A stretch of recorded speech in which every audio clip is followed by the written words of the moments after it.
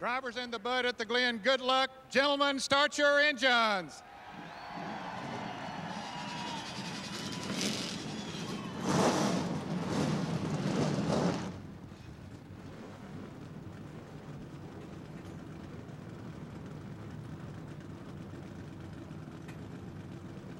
Ned will be making his way up to the booth now to join us for the telecast of this race as we see the drivers getting set in their cars for a couple of warm-up laps before getting the green flag for 90 laps, 219 miles of racing here this afternoon. There's Jim Sauter. We have a camera inside the Group 44 car as he prepares to go onto the racetrack.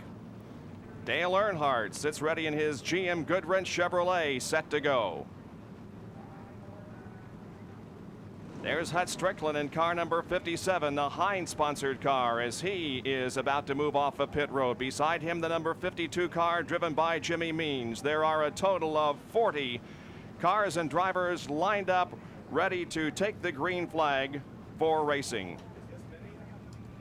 Now, a course description. Here's Benny Thank Parsons. you very much, Bob Jenkins. Ned Jarrett, I know you're trackside. Grab a monitor and let's go through this road course.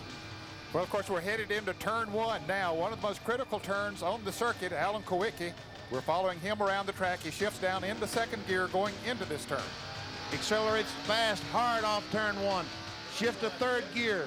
Turn two, heavy right-hander, flat out, up the hill. A left-hander, turn three, always takes that flat out. Back to the right, turn four, shifts into fourth gear, down the long back straightaway. And they reach up to 170 miles an hour on this straightaway. And at the end of it, Benny, there's a very hard, sharp right-hand turn. And I'm telling you, these guys have to catch third gear, got to check almost 100 miles an hour to make this corner. Down to about 80, 90 miles an hour, right to the bottom of the racetrack, Kowicki goes. We can see there the red line. The road course would go straight ahead, but the NASCAR course comes back to the right, down the back straightaway. Kowicki leaves the car in third gear just before turn six. And he's just come a half a mile down that straightaway. He'll shift back into second going into turn six. Accelerating heavily off turn six. Quick down the short straightaway. Now right back to the right, turn seven. And right in front of him is the start-finish line and hopefully the checkered flag. Total is 7 turns. There are 5 right-handers and 2 left-handers. And there you see the field moving up through the S's, turns 2, 3, and 4. We'll be back to take a look at the starting lineup for today's race in just a moment. Back at Watkins Glen, New York, where the field is on the first of 2 pace laps before getting the green flag in the beginning of the Budweiser at the Glen Winston Cup race.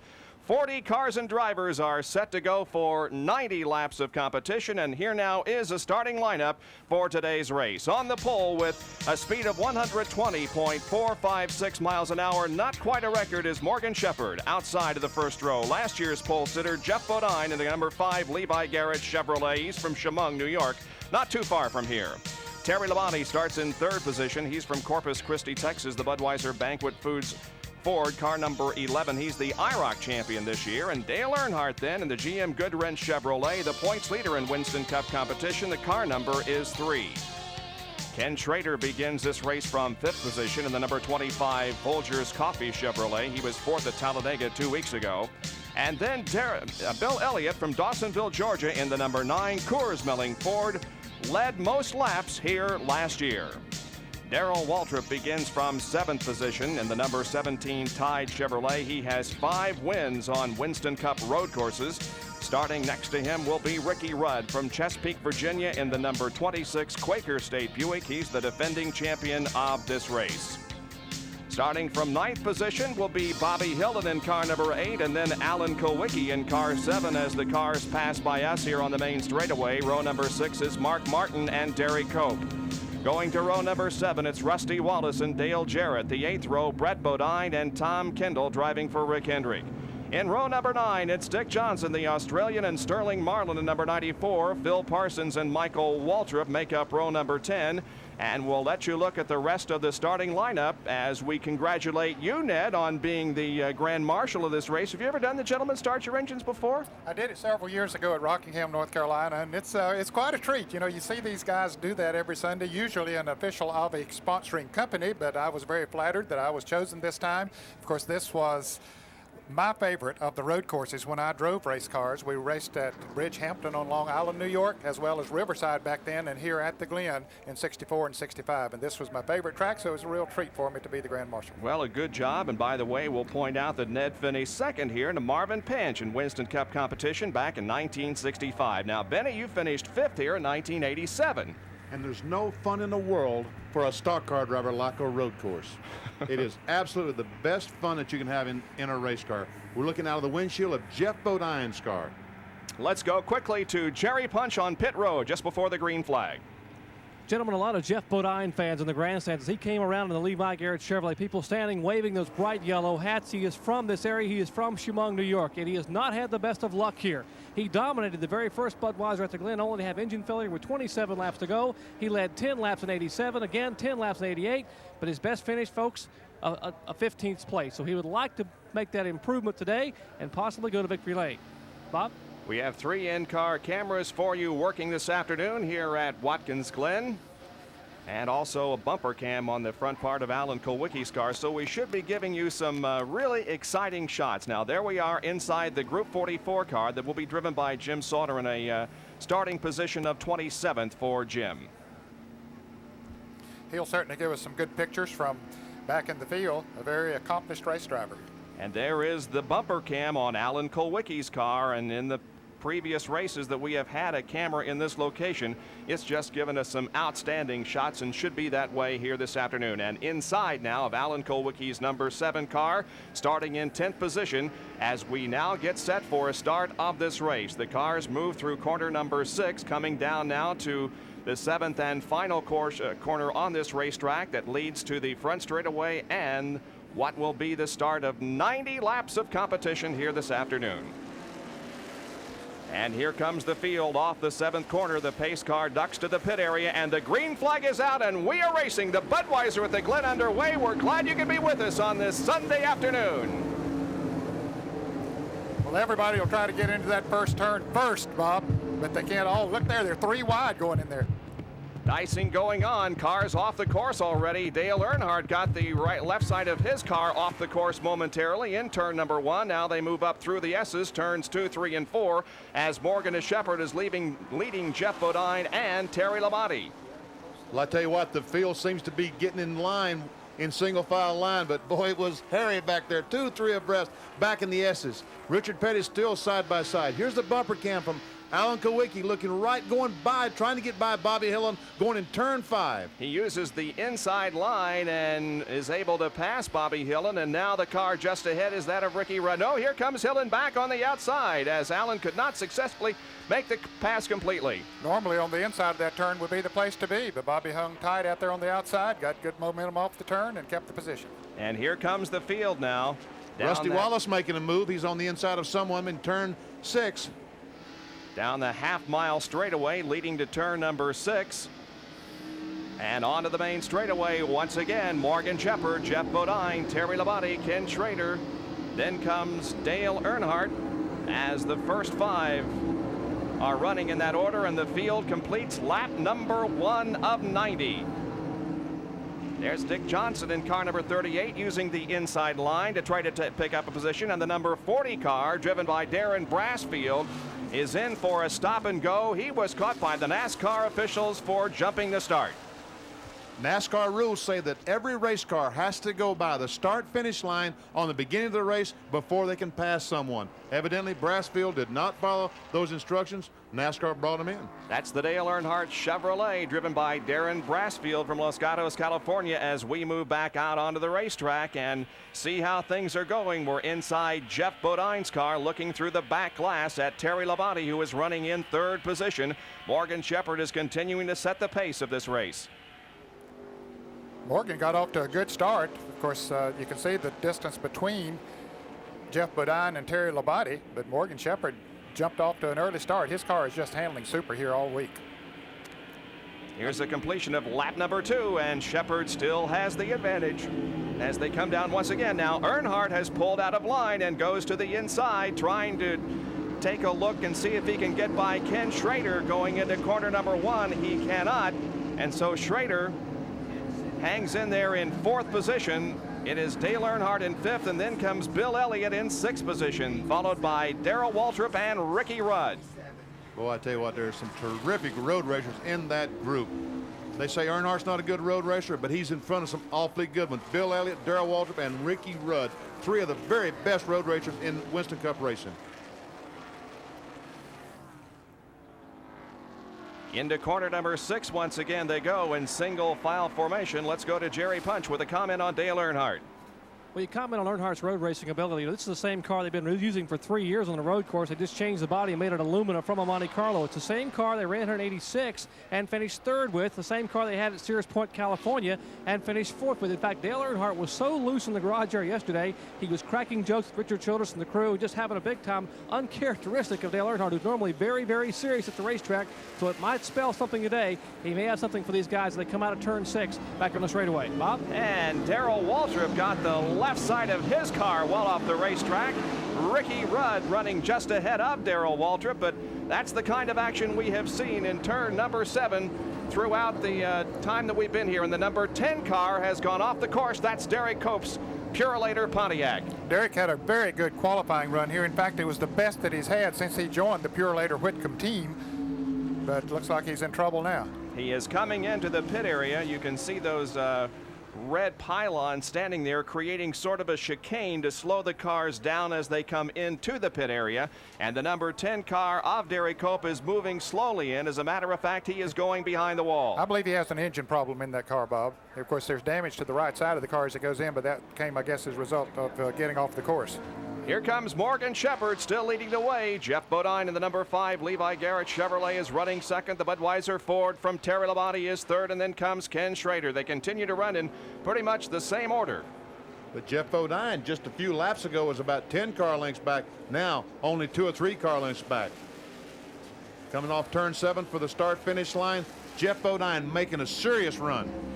Bodine now within just about 3 car lengths of Morgan Shepherd as they head for turn number 1 again. Bright sunshine glistening off the cars as they move into the first turn. There is Earnhardt and Bill Elliott with Rudd and Waltrip running behind them. Ken Schrader is in 4th position in the number 25 car. Good qualifying effort from Ken as he clocked in with the 5th fastest of the weekend, 119.972 miles an hour. This is about a half-mile straightaway between turns 5 and 6, the second fastest portion of the racetrack. Now into turn 6 and 7 come the leaders, led by Morgan Shepherd from Conover, North Carolina. We'll be back with more after this. Back at Watkins Glen, where there's a battle for second position, Jeff Bodine is second. Now the battle for third is heating up as the number 25 car of Ken Schrader battles alongside the 11 car of Labonte. And as a matter of fact, Schrader takes over second as Jeff Bodine comes in for a pit stop. So the guy who has run second since the drop of the green flag is in. Jack Arute reports. And Bob Waddell Wilson waits with the signboard. As we told you at the start, tight quarters here. They're going to change all 4 tires because Bodine has radioed in that he has a flat. Now this will be costly. He was in the lead hunt. He'll have to start at the back. They've exchanged the right sides. One crew member is taking off actually they've exchanged the left sides. One crew member is taking the right sides off now. The jackman has gone around. He's raising it up. They've just about completed their task. Left sides are on, right sides, the work has just about been completed. They drop the jack and he is off and away in 22.2 seconds. Let's check in with Jerry Punch. Jerry? Another driver isn't having a great day is Alan Kowicki. I'm with his crew chief, Paul Andrews. And Paul, Alan just took the car back to the garage area. What's wrong? Well, it looks like we lost another motor. It's just a real shame. The Xerox AC4 Thunderbird is really running good yesterday in practice. We were looking forward to a real good run today. We thought we had all our trouble behind us, but apparently not. So we got to go in the garage. It looks like we did lose a motor, though. So go in the garage and load this thing up and get out of here, I guess. That's about it. A dismal second half of the year thus far for Alan Kowicki. Let's go back up pit road to Jack Arute. Jack? Attrition is beginning to take its toll here. Bob Whitcomb, who is the owner of the Purolator car that Derek Cope brought on to the garage area. What put you out, Bob? Yeah, we lost the bearing and lost the engine. We're done for the day. It's as if you guys can't get any luck at all throughout your career here in Winston Cup racing. We've been qualifying good, top 20 the last 6 weeks. Things are really coming together for us. We're just not getting the luck on Sunday afternoons. And just look forward to next week at Michigan. We run good at Michigan and hoping for a good week next week. Well, as we watch the cars circuit this road course, one driver that was supposed to bring his car in at the end of the first lap is still out there. That's Eddie Bierswale subbing for Lake Speed and for Joe Ruttman. Ruttman, who subbed for Speed, he told me before the start of the race, as we watch A.J. Foyt come onto pit road, the fact that he was going to make one lap and park it because it's their Bristol car, but he's made 3 laps already. And we have a new leader. It's Ken Schrader, who has taken over the top spot from Morgan Shepherd. So Schrader has really put on a charge here in the last few laps and has been able to move around Shepherd. And now we have Terry Labonte trying to take over second position from Shepherd. Oh, they touch going into the corner. Exactly. As Labonte got some of his car beside of, and we have a spin. The number 41 machine of Ted Thomas from Birmingham, Alabama has spun. All kinds of action here in the pit area, on the course, and all over. Hurry up, son. That is not the place to be down in turn 1, because here comes the leaders. Oh, and don't go across the race. Whew. He made me nervous trying to pull across the racetrack. Ted Thomas, in his Winston Cup debut in the Budweiser at the Glen, was born in Daytona and resides now in Birmingham, Alabama. And those running up front are catching up with him. And there is A.J. Foyt, who is apparently headed out of the race. They're pushing his Copenhagen Oldsmobile behind the wall. He didn't turn a lap on Watkins Glen until just this weekend when he came here to practice for the IROC race yesterday. And now he pulls his Winston Cup car behind the wall. Hard to believe, as many years as he's been racing in all forms of motorsport, that he had never run at this racetrack, but he had not. Another driver that made a unscheduled pit stop for a 4-tire change a moment ago was Ernie Irvin in the Kroger Pontiac. Ernie now finds himself 1 lap down. And this green car running 4th right now, Ricky Rudd, the Quaker State Buick, started about 8th place. He is making a run for the front. And let's face it, last year he had one of the best cars here, won the race. He's awfully tough today, Bob Jenkins. He is so tough on any kind of a racetrack, but especially on a road course. He finds himself in 4th position at the moment, as he has Morgan Shepherd right ahead of him. Now here comes Rudd to the inside, trying to take over 3rd, and he's going to do it. Morgan Shepherd has fallen from 1st back to 4th here in the last few laps, but Morgan battles back to the inside. Rudd, however, is going to maintain that 3rd position. He is headed toward the front. Ricky Rudd in the Quaker State Buick, Kenny Bernstein-owned machine number 26. And behind the black car, there we see Bill Elliott in the red car. Now comes the black car, the white car, Rusty Wallace. So we've got more of 1988 staring us right in the face. Bill Elliott trying to get by Morgan Shepherd. He pulls down the inside. Rusty Wallace on the inside of Earnhardt takes that spot away. So we're seeing Wallace and Rudd both marching toward the front. I mentioned earlier that Morgan Shepherd's car had been handling so well here from the time they took it off the truck, but right now it seems the handle has gone away on the Valvoline Pontiac. He has fallen back several positions and continues to lose, as a matter of fact, as Bill Elliott has been able to pass Morgan Shepherd in that number 75 car. So there is Schrader, followed by Labonte, then Rudd, then comes Bill Elliott and Morgan Shepherd. That's the way they're running at the end of 10 laps. Bob Jenkins, some of our people around the race course has been monitoring the radios, and Morgan Shepherd has radio in that he is getting out-braked going in turn 5, trying to slow the car down to 90 from 180. And you know, in the speed traps this week, they've been clocking the cars. Morgan Shepherd always has been slow going in that corner, and is starting to show right now that he's just not getting in turn 5 as hard as some of the rest of these cars. His trap speeds were not nearly as fast as some of the others, indicating the speed down the straightaway wasn't all that good, but he did qualify fast enough to take the pole position for this event, but he's falling back, and now we're seeing Rudd trying to make a bid for 2nd position, and Rudd has it. So Ricky is indeed on the move from his 8th starting position. He is now in 2nd spot, looking for the leader, Ken Schrader, and Rudd once again trying to show his superiority and his dominance of road course racing in Winston Cup competition. Boy, he is so smooth, and that car is working so well. I'll tell you, another driver that's doing quite well is Dick Johnson, the Australian driver, the red coat Ford number 38. He started 18th, Bob, and he's already up to 11th. Dick, of course, with a lot of experience on road courses in his home country of Australia. We'll look for him throughout the afternoon. You know, some people wondered why Ricky Rudd, who qualified poorly here, and an eighth place qualifying for Ricky Rudd was dismal. Rusty Wallace qualified back in the field. But you know what I think happened to those cars? The Unocal $121,000 money got in their eyes. They tried so hard to get on the pole, but they both qualified poorly. Well, that's a very possible explanation, because Morgan Shepherd you really didn't think of. Oh, and Richard Petty has spun. Looks like that's right up here at the... and there's Hut Strickland in the Heinz 57 car, one of the rookie drivers. That's as they come off of turn 5, and the caution is out at the start-finish line, so it will be a full course caution as Richard gets his car righted now and heads back around. And these guys were battling for 22nd position, Richard Petty and Hut Strickland, when they apparently had a coming together, and both spun, and that has brought out a full course caution for the first time here at the Budweiser at the Glen. There's Richard Petty, who has gotten his car headed back in the right direction and is circling the racetrack. And Bob, Jeff Bodine has just made a pit stop. He had made a pit stop earlier and made a 4-tire change. He has come in now, but he'll get back out, stay in the lead lap, and this might work to his advantage, because I think most of the front runners are going to be coming into the pits once they come around. Yes, indeed. Here comes Kenny Schrader and others as Jeff Bodine catches up to Stan Barrett in car number 90, but the leaders are into the pits. We saw Darren Brassfield in the white car going around with a rubber flying off a left rear tire that he has flat. So Jeff Bodine stays out onto the racetrack, but most of those who are running up front are in. And look at the crowded pit road. Ricky Rudd is in for a change of rubber on his Quaker State Buick. Bill Elliott is also in for a pit stop.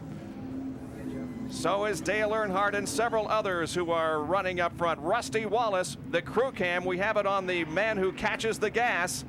And you can see the action in Rusty Wallace's pit areas. The fuel goes into that car and the tires are being changed. Of course, the fuel... They have to back him up so he can get out.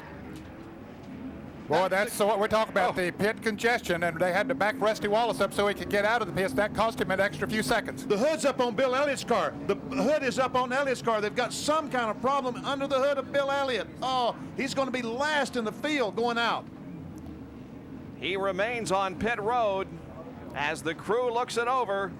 Now they're inside the car. Now they're coming back. It evidently been something on the ignition maybe, or carburation. Evidently the car stalled and just won't start. That looked like it might have been some... Jack Arute is there. Jack, what's going on down there?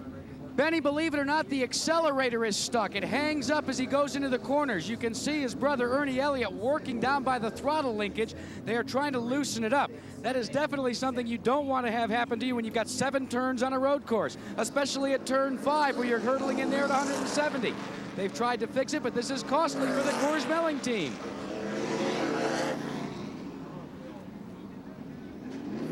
So Bill Elliott now moves back out onto the racetrack, and here is a replay of the crash that has caused our full course caution. There they are, Richard Petty and Hut Strickland. And it looks like they just went in there, Bob, and maybe some oil on the track or something, because both of them simultaneously just went around, and it looked like the nose of Richard's car maybe caught the inside guardrail. It didn't look like that they touched each other going in the corner. If so, it happened before they got to that point on the racetrack.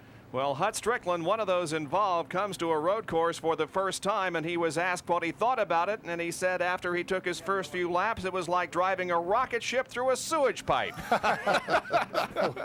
I never tried that, so I couldn't. So the caution is out here, and we have seen a tremendous amount of action on pit road. Now, there is the number 8 car driven by Bobby Hillen, who is shown as the leader of this race. But there sure was a lot of action on pit road, and that will indicate what we have in store for us this afternoon, both on the track and on pit road. We'll be right back. We're still under caution here at Watkins Glen, New York. A spin up in turn number 7 involving Richard Petty and Hut Strickland has brought out the first full course caution, and Bill Elliott continues to have problems as the hood is up once again on his car on pit road. Jack Arute is right there. Bob, what they're doing is they're taking the luxury of trying to fix this faulty accelerator throttle cable that they've got. They've pulled the hood, they've pulled the air cleaner, and they're trying to fix it up right now. Now also, if we talk about congestion here, a lot of the front runners were actually blocked and had to go into reverse gear, go back into forward, and do K-turns to get out of the pits. The namely was Rusty Wallace and Terry Labonte, as well as Kenny Schrader. That was costly in their in and out, so to speak, and where they run out on pit road versus out on the racetrack. For more information for pit road, let's check in with Jerry Punch. Jerry? Well, Jack, Morgan Shepherd also had to make a K-turn getting out. He was boxed in with the Davey Allison car trying to pit. It cost them some valuable time. I'm with Butch Mock, the co-owner for the Raymont car. And Butch, your car was backing up just a little bit prior to that caution flag. Morgan was backing through the field. Was there a problem with the car? No, we don't not having any problems at all. You know, we led the first little bit of the race, and Morgan said he's going to settle down at a nice pace. And he said some of those guys are out braking him going in the corner, and he just doesn't want to burn the car up. I think we're going to be in good shape. You know, everything's fine. Morgan trying to save the brakes. We're going back to green. Bob? All right, and here comes Ricky Rudd on the inside as he got a great jump on Bobby Hillen as the green flag came out, and Rudd is going to lead the group into turn number 1. Hillen falls into second position and Ken Schrader to third, but Rudd has taken over the lead of this race. Here comes Schrader on the inside of Bobby Hillen to try to take over second position as they move up through the S's. That's Phil Parsons running there in fourth spot. Looks like that the Crown pit crew did some great job. If Phil, he probably just stopped for gas only. And it looks like that Bobby Hillen might have just put gas only because Schrader trying to get by. Bobby Hillen was running extremely well before this caution flag fell. And Schrader does take that spot away. And Mark Martin on the inside of Phil Parsons takes the spot away. And Rusty Wallace going by Darrell Waltrip. Labonte goes by Sterling Marlin. Races everywhere. Labonte came out of the pits in 11th position, so he's trying to move up after losing some spots as he came in for a pit stop there during our full course caution. There is Phil Parsons trying to maintain his position. There is Labonte in the Budweiser Ford car number 11. You can see how close they run down to the inside of that turn as they come off of turn 7. Rudd leads him down. Schrader is in second. Rusty Wallace is on the left side of your screen trying to pass Phil Parsons, and he does so successfully, so Wallace is marching toward the front. He is in sixth spot. Rusty Wallace has moved to sixth. He was in sixth before he went into the pits, and he was one of those drivers that got boxed in, had to get in reverse before he could get out of the pits. Cost him a couple extra positions. Dale Earnhardt is running just ahead of him, and Phil Parsons is just behind him. Then comes Darrell Waltrip and our pole sitter Morgan Shepherd. Now at that shot, it doesn't look like those cars are running that fast, but they're flat moving on when they get to that point of the racetrack. About 175 miles an hour as we was looking down the windshield of those automobiles, and bumper to bumper. Rusty Wallace, who has fallen to fifth in the point standings. There's a little gas coming out of Dale Earnhardt's car as he went around that corner. And boy, I tell you, that is so bad because I finished about fifth here one year. Rusty Wallace was losing fuel out that car, and I would come up behind him, he'd lose fuel, and I'd almost spin out every time. As we see Wallace trying to get by Dale Earnhardt going in turn 1. Can he outbrake him? Yes, he did. Just drove down on the inside, took the position, and I don't think Earnhardt fought him too bad on that. It's too early in the race to be getting here and banging around too much.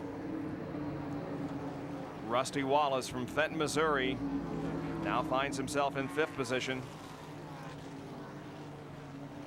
Bobby Hillen, meanwhile, holds his position in third. A great job of driving for this young man after a great qualifying effort. Jerry Punch has more. Well, gentlemen, we mentioned the fact that Bobby Hillen came in from that caution flag in ninth spot and came out as the leader. The reason, well, the veteran crew chief, Harry Hyde, made a calculated gamble. He changed only 2 tires, where everyone else changed 4. Now, what Mark Martin and some of the drivers behind Hillen have to remember is that Hillen has only 2 fresh tires, while they have 4. If they bide their time, Hillen's tires will go away, and they'll have a shot to get by. But Hyde wanted to put the youngster up front, and he did. And right now, he's hanging on the third spot. Yeah, he is, Jerry, doing a fine job of holding off the challenge of Mark Martin, who is right behind him. Ken Schrader is ahead of Mark Martin. Here they come down the straightaway once again as they get into single file formation. Nobody at this moment pulling out to attempt to pass into turn number 1. So it's Schrader second, then comes Hillen, then Mark Martin and Rusty Wallace.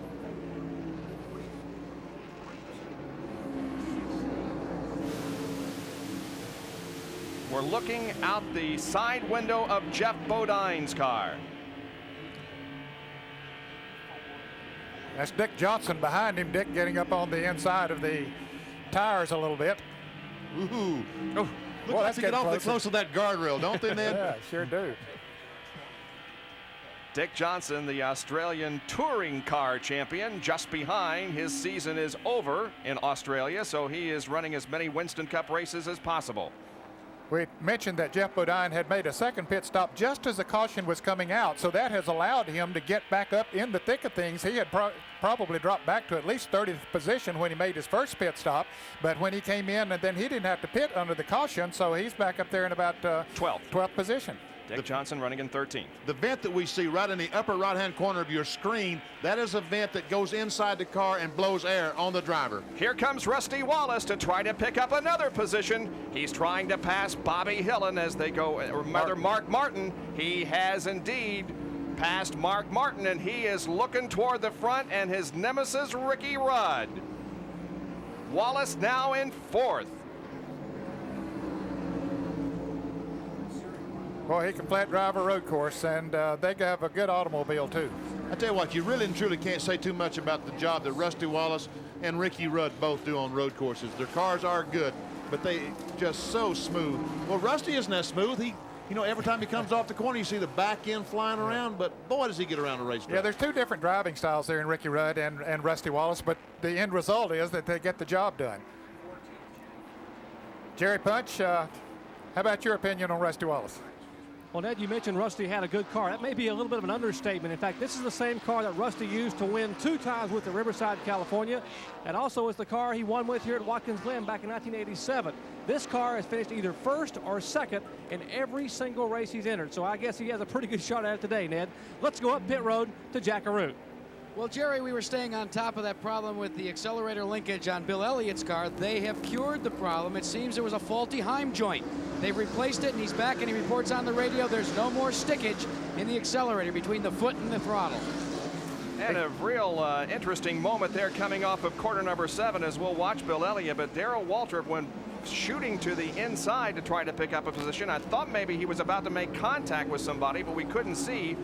It looks like he is okay there, and Waltrip in car number 17 is in 8th spot. And he's another of the smoothies out on the racetrack. He doesn't really hustle the car around that much, but he gets around the racetrack. Here is Mark Martin and Dale Earnhardt battling side by side as Earnhardt picks up a spot and a spin by number 88, Jimmy Spencer. That's the Buddy Baker car.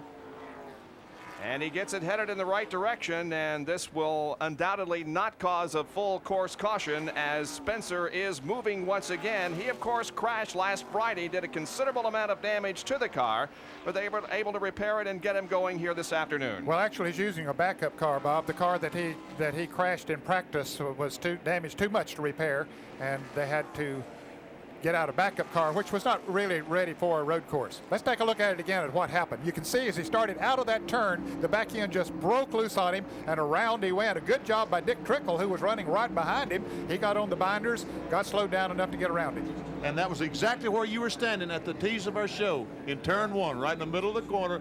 And it is tough corner for these guys to get around. Well, you can just get in there. It's so easy to get in there too fast. And it almost becomes an off-camber turn when you get in there, and you got a 3,500 pounds on you. It's hard to get slowed down sometimes.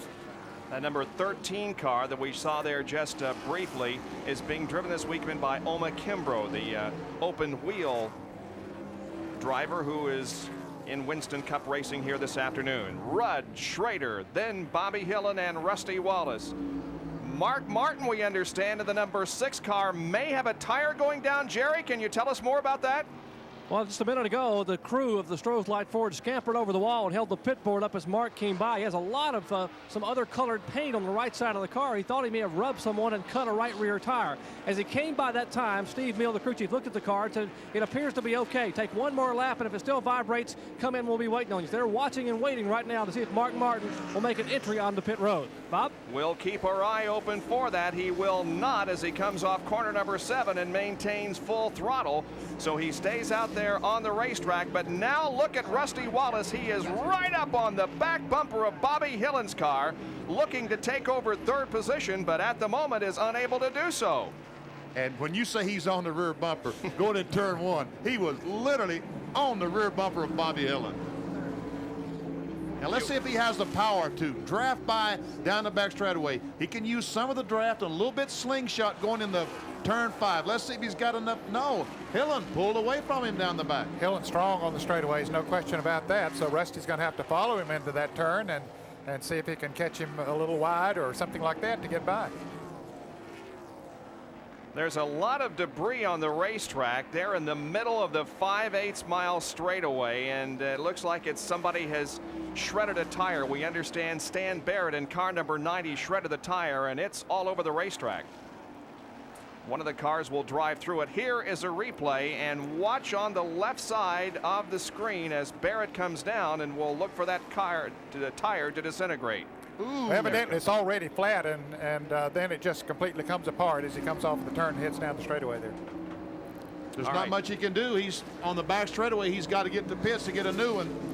Look, Schrader pulled up on the back bumper of Ricky. Where did Ken Schrader come from? Well, he's not supposed to be a road racer. He's having a great weekend so far. Rudd maintains the lead. Schrader runs in second position. Then comes Bobby Hillen in third, and Rusty Wallace maintaining that fourth position. In fifth would be Dale Earnhardt. Sixth is Martin. Seventh is Darrell Waltrip. Eighth is the pole sitter Morgan Shepherd. Ninth is Terry Labonte, and in 10th position is the 55 car of Phil Parsons. 11th right now is Sterling Marlin. 12th is Jeff Bodine. 13th, Dick Johnson.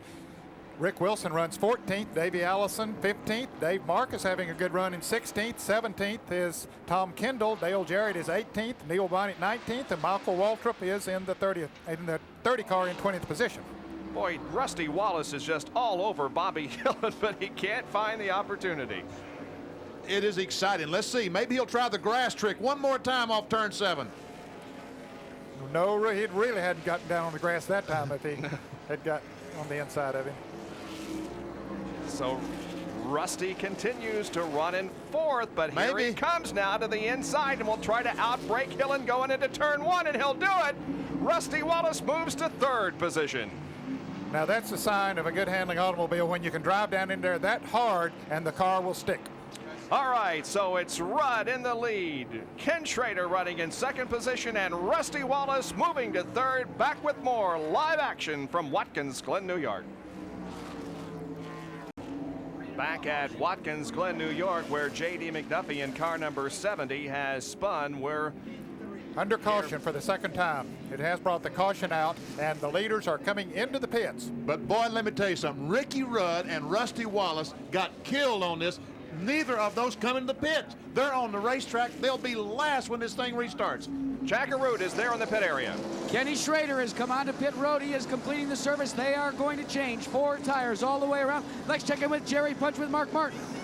Already changed left side tires. Now they go to work on that problem right side. Look at the right rear of the car. There's a big crease where it says Strohs, and they are looking there of changing tires. Robin Pimpton, Steve Mill, and the crew. He is down and away. Let's go to Jack Arute. Well, Jerry, they completed the work on Kenny Schrader's car, but now they held him up so that actually they could reduce the congestion here. They held him up, and Darrell Waltrip passed him. A NASCAR official held him for just a second. Well, almost everyone else in the pits too, but as Benny pointed out, first couple of cars up there, they're gonna be in tough shape. No, Maybe they didn't want to. Wallace and Rudd and Hillen all stayed on the racetrack, and you think they'll take a chance on pitting down there? Well, I can't imagine that they would, and maybe it was planned that they would stay out there. I mean, the cars are working well, and even though Hillen only took on 2 tires the last time around, maybe they decided to just stay out there. There, see Barry Dodson talking to the NASCAR official. I think that was a late caution. Like, Jack Arute, what's going on? Well, Benny, here's exactly what happened as we wait for Rusty Wallace to come onto pit road. They said they threw the caution just a little bit too late for Rusty to duck onto pit road, so he had to go an extra lap. A miscue by the Kodiak crew, but so far they are waiting for him to present the car because they do indeed intend to bring him in and change all 4 tires. They were very disappointed by this miscue. Well, that's what I thought happened. The yellow just did not come out soon enough for him to come into the pit, so we'll see what happens here. But Ken Schrader, let's give a call to Schrader because he was on top of things. He was running second. He came into the pits, and 1, 3, 5, 4 did not But boy. he did hit the pylons coming into the pit area. Schrader did, and that's a 15-second penalty. So that's why they were holding Schrader in the pits. Jenkins, Right. you're a genius. How You about have that? solved the problem. You have solved it. Well, let's see if these guys come in. They're coming off of the 7th corner now. And indeed they are. Here comes Wallace and Rudd, and Bobby Hillen will watch from the crew cam. Rusty Wallace's stop.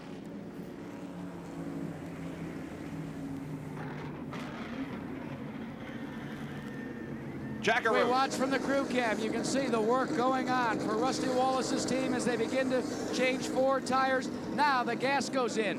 11 gallons of Union 76 gas. They have exchanged the left side tires. The jack goes up and they are about to complete the exchange of right side tires as well. Very noisy here. They completed. He's off and away. Slaps it back into gear. A quick stop. Wallace moves back out onto the racetrack. So does Ricky Rudd and Bobby Hillen, as we are now 24 laps into the Budweiser at the Glen from Watkins Glen, New York.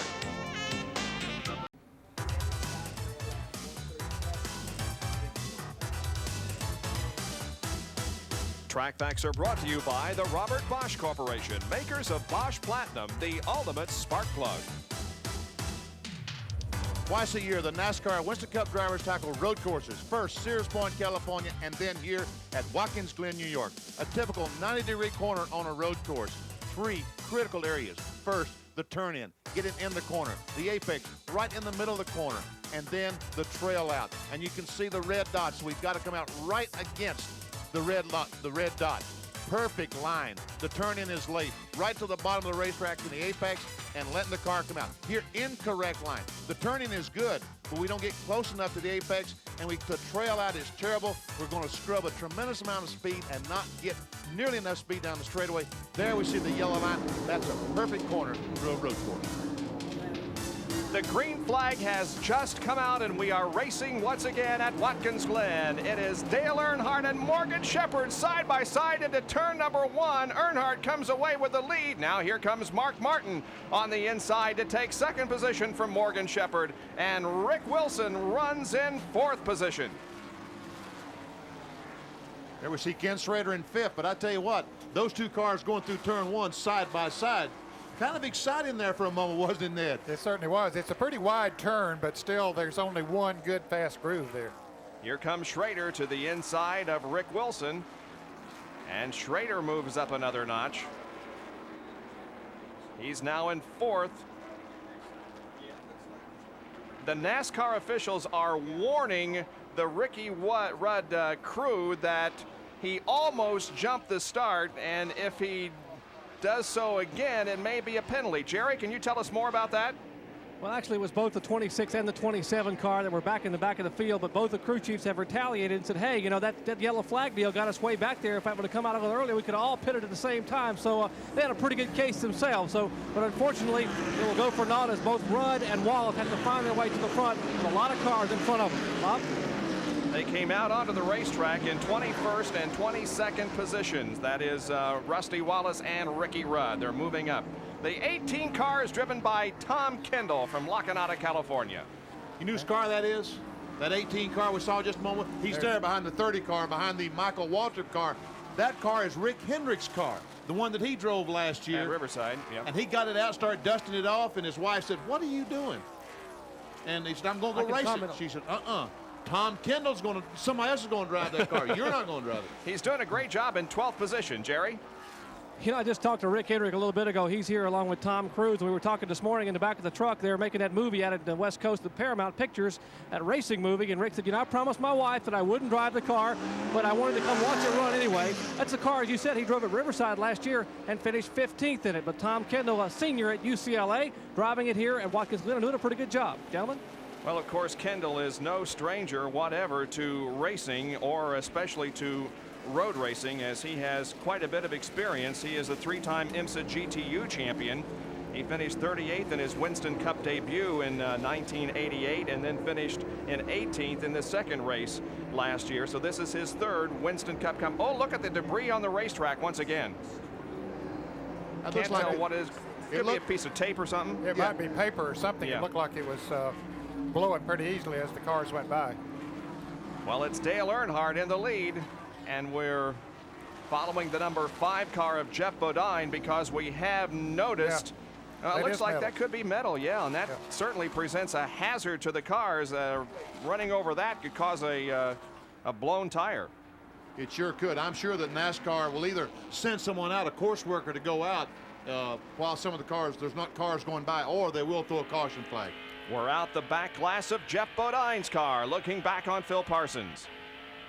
Phil still having a good run, just ahead of Darrell Waltrip. You see Darrell's bright car just behind Phil there occasionally. You can hear him on and off the gas and shifting. And here's where he really has to shift down and really get on the brakes. And there we have the shot out the window, the side window. Apparently no one at the moment moving to the inside to make a move down the front stretch. Phil Parsons running awfully well today, able to keep up with the outside pole sitter, it seems, for almost an entire lap. Running in 8th place right now. Phil is having a good run. Runs good on road courses. He and I drove Tex Powell's road course car a couple of years ago, got some experience, and he does a good job. There is Dale Earnhardt, Mark Martin, and Morgan Shepherd, who finds himself in 3rd position now. He dropped back several spots before we had that first caution, but since we have come off the 2nd caution under green conditions, Shepherd has been able to maintain his position, and another full course caution comes out over Watkins Glen, and Shepherd wants to take 2nd away from Mark Martin, and he does. Yeah. He maybe doesn't know the caution is coming out. His crew should have told him, but he decided he wanted to get on around him, and if they do come into the pits, he would, of course, be that much farther ahead, but he will keep the position. They race back to the flag, and they do not come into the pits this time around. I don't know. I thought maybe Dale was trying to fake people out there as he went to the inside coming off that 7th corner, but did not come in. In fact, it appears as if none of those running up front will come in for a pit stop. So we take another break, and we'll be back with more of our live coverage of the Budweiser at the Glen Winston Cup race right after this. ESPN Speed World today at Watkins Glen International Raceway for the 2nd road course race of the 1989 Winston Cup season. We are under caution for the 3rd time this afternoon, and we're waiting to see if we're going to have some pit stops. And it appears as if we will not, as everybody is staying out behind the pace car.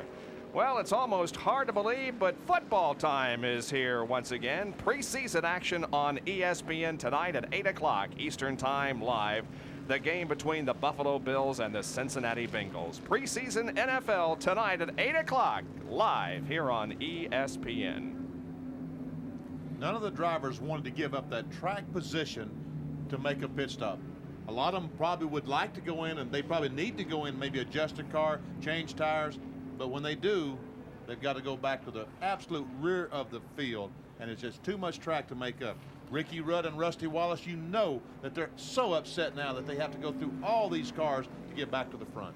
You may have noticed that Morgan Shepherd, who had taken over 2nd position from Mark Martin, has moved back to 3rd as we get ready for the restart here at Watkins Glen.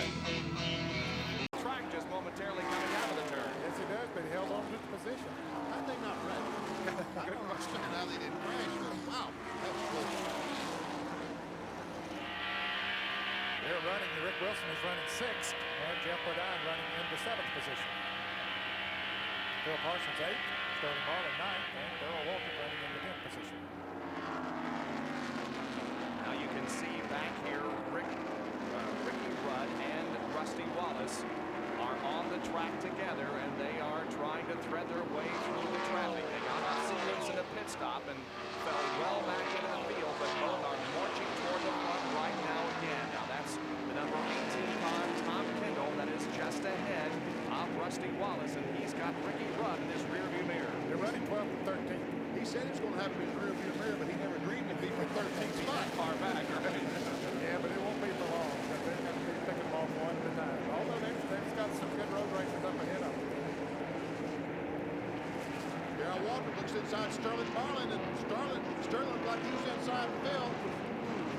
I think Darrell realized it was going to be 3 abreast if he decided stayed on the gas, so he backed off. I was going to say common sense prevailed in that situation. You know, speaking of Darrell Waltrip, we want to say hello to Margaret Waltrip, his mother, who is home from the hospital today watching us here on ESPN. Margaret, our prayers and best wishes are with you. We're happy to hear that you're coming along fine. Car number 13 has spun out. He gets off of the track. Let's see. He might be able to get away without a caution. But anyway, we're happy that Mrs. Waltrip was able to come home and watch us here on ESPN today before she goes back to the hospital for more therapy. Oma Kimbrough, the driver of this number 13 car. Graduate of Villanova University, a Bachelor of Science, and has quite a bit of experience in open wheel competition. Making his debut at Winston Cup competition here this afternoon. That's the car that used to be driven by Jaco Giacomo. Tom Pistone, former driver, turning the wrenches on that car now.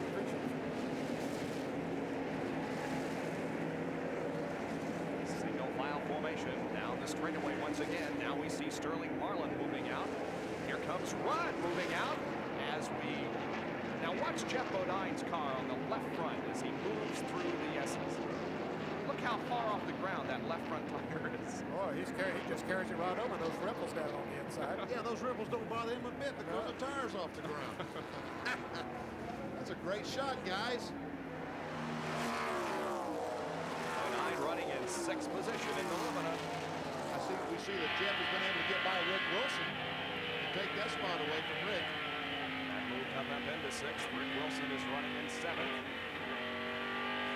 Once again inside Jeff Bodine's car. Mark Martin just ahead.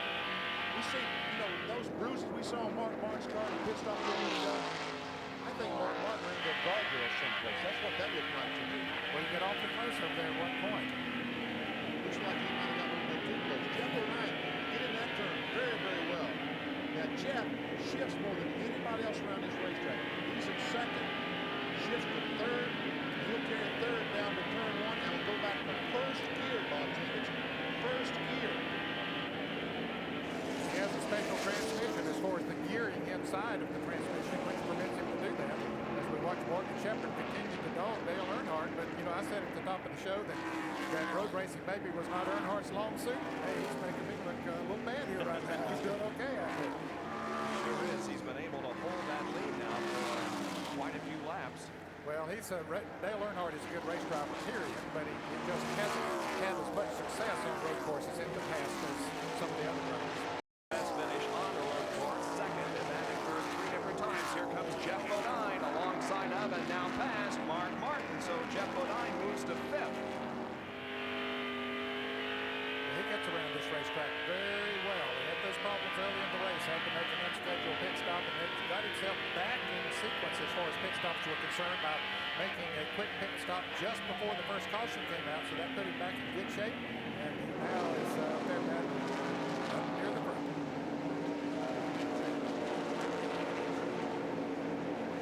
Boy, here's a good battle. Look at all of those cars. Rusty has gotten by those 3 cars. Bill Parsons, Sterling Marlin, Darrell Waltrip. He's gotten by. Ricky Rudd can't get by those cars. And he needs to quickly because I'll tell you what, 90 laps, when cars run this close, it's not a long ways. Ricky tries, he looks on the inside, Sterling can't make it. Darrell Waltrip makes the pass. Ricky, get going, bud. Doesn't look quite as strong, Ricky doesn't, as he did in the early part of the race. Could be that the set of tires he has on now is not matched quite as well as some others, but not able to pass quite as easily. Watching Rick Wilson and Rusty Wallace in the battle for 7th position. Rick Wilson doing a fine job in that Kodak Film Oldsmobile. We ask him, does running into the curbing around this track make it a little bit more exciting for you? Here's what Rick told us. Yeah, it's exciting.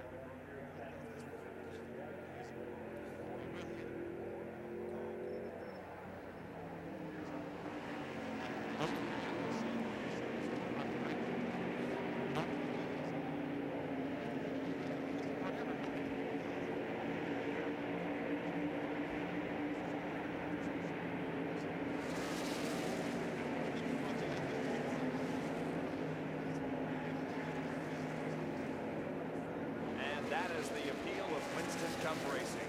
Rick Wilson now right behind Rusty Wallace. Here comes Ricky Rudd in car number 26, having quite a bit of difficulty moving through the traffic. He got by Sterling Marlin. Now Darrell Waltrip, the next obstacle in front of Ricky.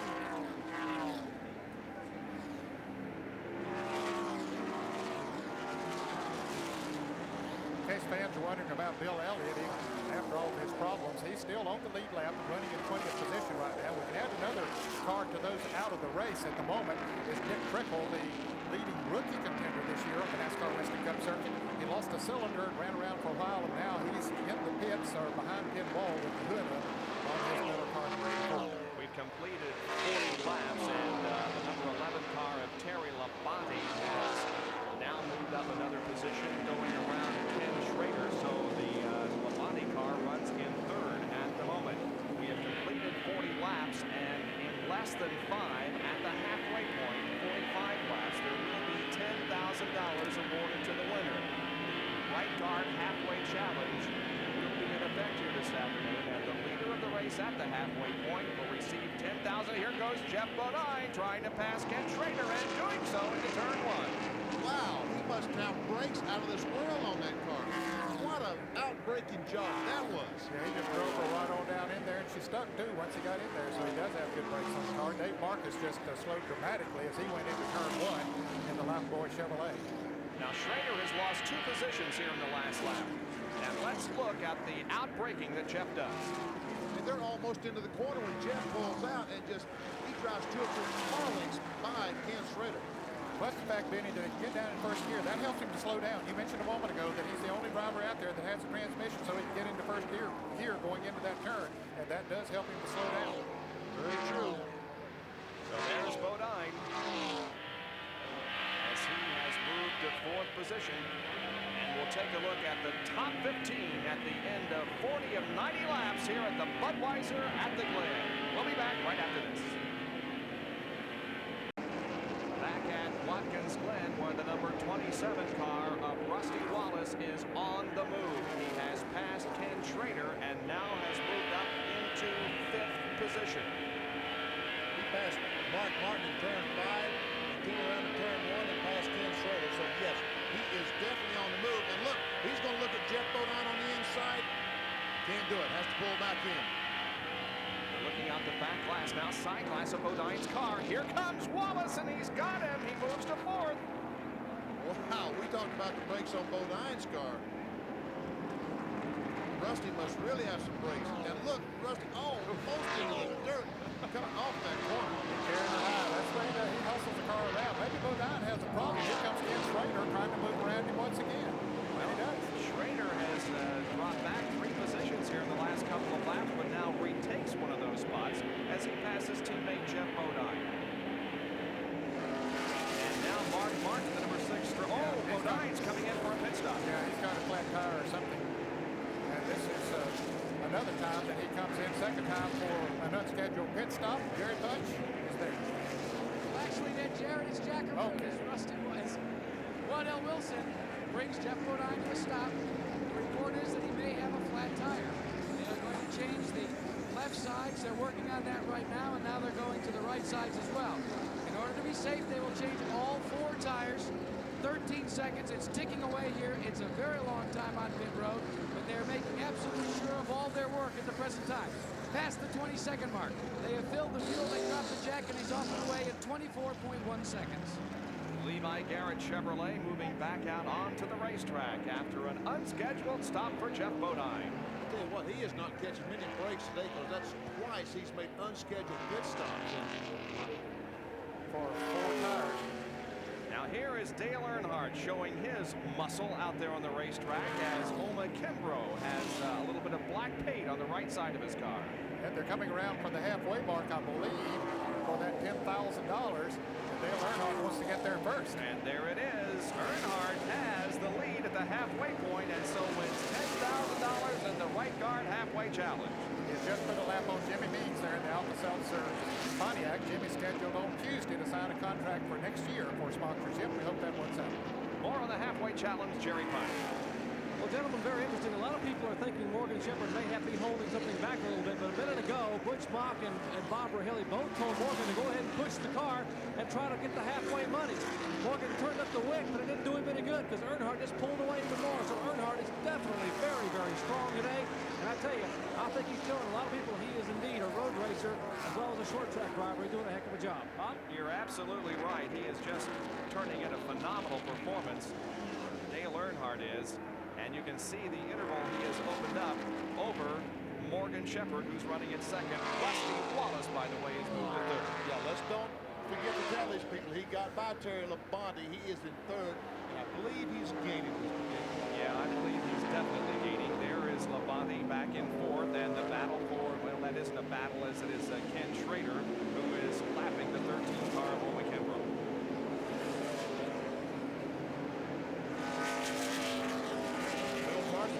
Bill Parsons got by Mark Martin. He hasn't been running one this afternoon. But we saw the 26th car of Ricky Rudd, and Rudd just doesn't seem to be able to march toward the front as Rusty Wallace has been able to do.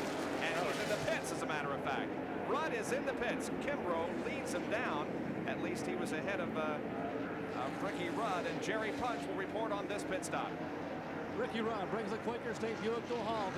Larry McReynolds, Wayne Bumgarner, and the crew are going to work on the left side of the car. That's the outside of the car. Remember, they're changing left side tires. A lot of concern over the heat that builds up in these tires and possibly an equalized tire, maybe even a blistered tire. In fact, one of the tires supposedly coming off the Bodine car was a blistered tire. They will change right side tires. They want to make sure they get all 4 tires on there. 20 seconds, the clock now ticking away. Fuel can in. The car off the jack down to 24.3 seconds. A lengthy stop and run is down and away. Brett Bodine is also in the pits. And Jerry, you mentioned a blister tire. They have new pavement here up through the S's, and that puts a lot of extra pressure, and the tires are sticking better up through there. But Benny, that's the fastest point on the racetrack. It also will put a lot of heat in the tires. It will put a tremendous amount of heat in that. As you said, the fastest part of the racetrack, and that's where you build up that speed, that heat, is with speed and trying to corner the car. And now Rudd has a lot of racetrack between himself and the leaders. Here comes Earnhardt, followed by Shepherd, and then Rusty Wallace. Here comes Terry Labonte, Ken Schrader, Phil Parsons, and Mark Martin. Terry Labonte may have a problem with that car. Well, Bob, basically what's happened is Terry Labonte worked his brakes so hard early on in this race that he's boiled the fluid.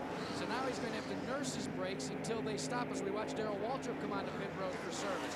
So that's a tough break for Labonte, at least for 12 or 20 laps or so. He's going to have to. As we watch the pit stop here by Darrell Waltrip.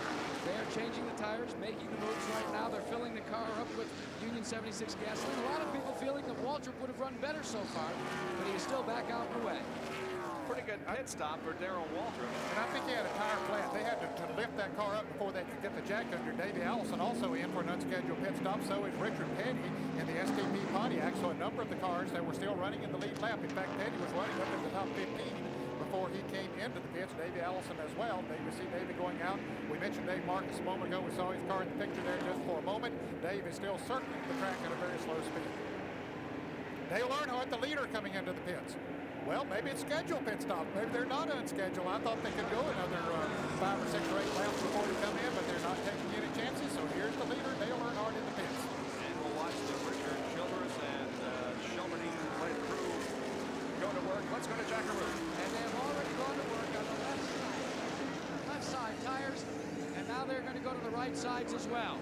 Dale Earnhardt, the Mr. Good Wrench crew, the Flying Aces. But there is a problem with Earnhardt's car. It has stopped running.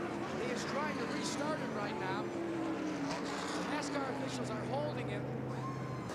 It'll be a 15-second penalty, Jack. He missed the pit entrance and apparently hit one of those pylons when he came into the pits. They are still holding him. They're trying to push start the car because it stalled. They have held him, and now there's certainly going to be some confrontation here between NASCAR and Richard Childress as they will discuss this penalty. Let's go to Jerry Punch. Let let's mention the fact that Ricky Rudd's pit stop and Davey Allison's pit stop were indeed scheduled pit stops. Rudd had radioed in and said he thought he was out of gas, but that was not the case. They came in, and it's a good thing they did. Both he and Davey Allison. Take a look at their right front tires. This is the right front tire for 28 car. It is totally blistered out of the rim. These big chunks of rubber have been pulled away, and that is now getting a lot of crew chiefs and crews concerned here on pit road. This tire only had about 30 laps on it, maybe 31 laps total, and they are very, very concerned about peeling the rubber away on some of the cars. Bob? All right, well, that's the situation on pit road, as some very interesting developments there with the Dale Earnhardt situation. As they try to hold him now, we find that it is Rusty Wallace running in second position to Morgan Shepherd. Here they come off the corner, and Wallace may make a bid for the lead. He gets a car way down on the inside of the racetrack, and he, I believe, is going to be able to take over the lead from Morgan Shepherd. Let's see who has the advantage going in side by side. Whoa! I need to get up and jump around. This is exciting stuff. Rusty's got him. Takes it away. Boy, I tell you, that car is working, and he's driving the wheels off it. Let's take a look at Earnhardt coming into the pits and what caused that penalty. Here he is now, coming off of turn 7 and heading down into the pits. Well, now what happened to his car? Okay, he was way outside the pits. You're not supposed to do that. No, boy, he came all the way through those. His car stopped. His car came off that corner and stopped. And he had no choice but to go through those pylons. So he'd take the 15-second break rather than get lodged out on the racetrack. Exactly. Good thinking on his part. So that's the situation. Here is Darrell Waltrip and Ricky Rudd battling for the spot out there on the racetrack. Jimmy Schrader's in the pits right now. So scheduled pit stops, and Jerry Punch pointed out.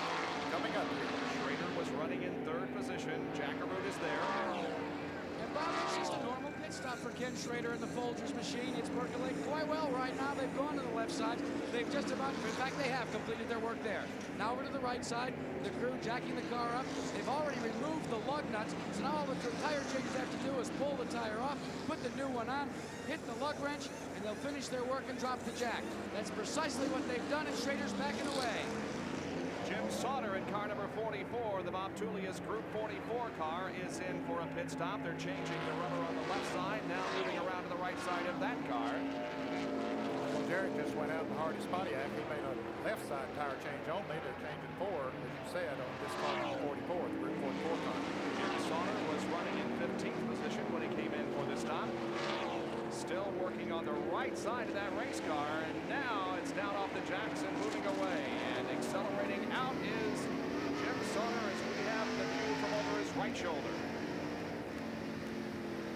Gaining speed down pit road. Rusty Wallace, the leader of this race, we understand is going to be pitting next time around. We'll watch for that. He has opened up a little bit of an advantage over Morgan Shepherd. Phil Parsons was just in running in the top 6 position. Well, actually, he moved up to 4th before he came into the pits as a result of the other pit stops. There is Phil Parsons now at the ground score of the Oldsmobile, getting his 4th tire change. Gary Punch is there. Well, Richard Jackson's crew doing an excellent job changing down the left side tires. They've already changed on the right side tires. He is down and away. Good move from Phil Parsons. He's having better and better finishes on the road course to hit turn 1. And we see Phil Parsons as he leaves the pit. Hello to Crusher. Blackwell, his rear tire changer, had an operation, not be able to do it for a couple of weeks. Back home, hello, Crusher. If Rusty is going to make a pit stop, he'll be getting off the accelerator very soon, and he is not coming in. He stays out on the racetrack. So Rusty Wallace leads Morgan Shepherd here at the Budweiser at the Glen Winston Cup race. We'll be back with more right after this. Back at Watkins Glen, where Rusty Wallace stays out there. Doesn't come in for a pit stop this time either. We expected him in last lap. He didn't come in. We expected him this lap, and he stays out there. Well, I don't know why all those fellows pitted just a little bit ago. It was certainly not a scheduled pit stop. I mean, it was too early for a scheduled type pit stop. And Rusty Wallace certainly doesn't get any better gas mileage than anyone else out there. And he's making lap after lap. So I don't know exactly why all those fellows. Conrad. Well, I guess sometimes when one does, others come in, and maybe, of course, they've got pit people who are keeping track of the laps, know how many laps their car has run since their last pit stop. It looks to me like maybe when Earnhardt had his problem that everyone thought he'd run out of fuel and made an unscheduled stop. But just think, we talked about the championship earlier on. Just think what's happening with Earnhardt, the leader of the racing track. He is going to go way back if he's not able to get that car back on the racetrack.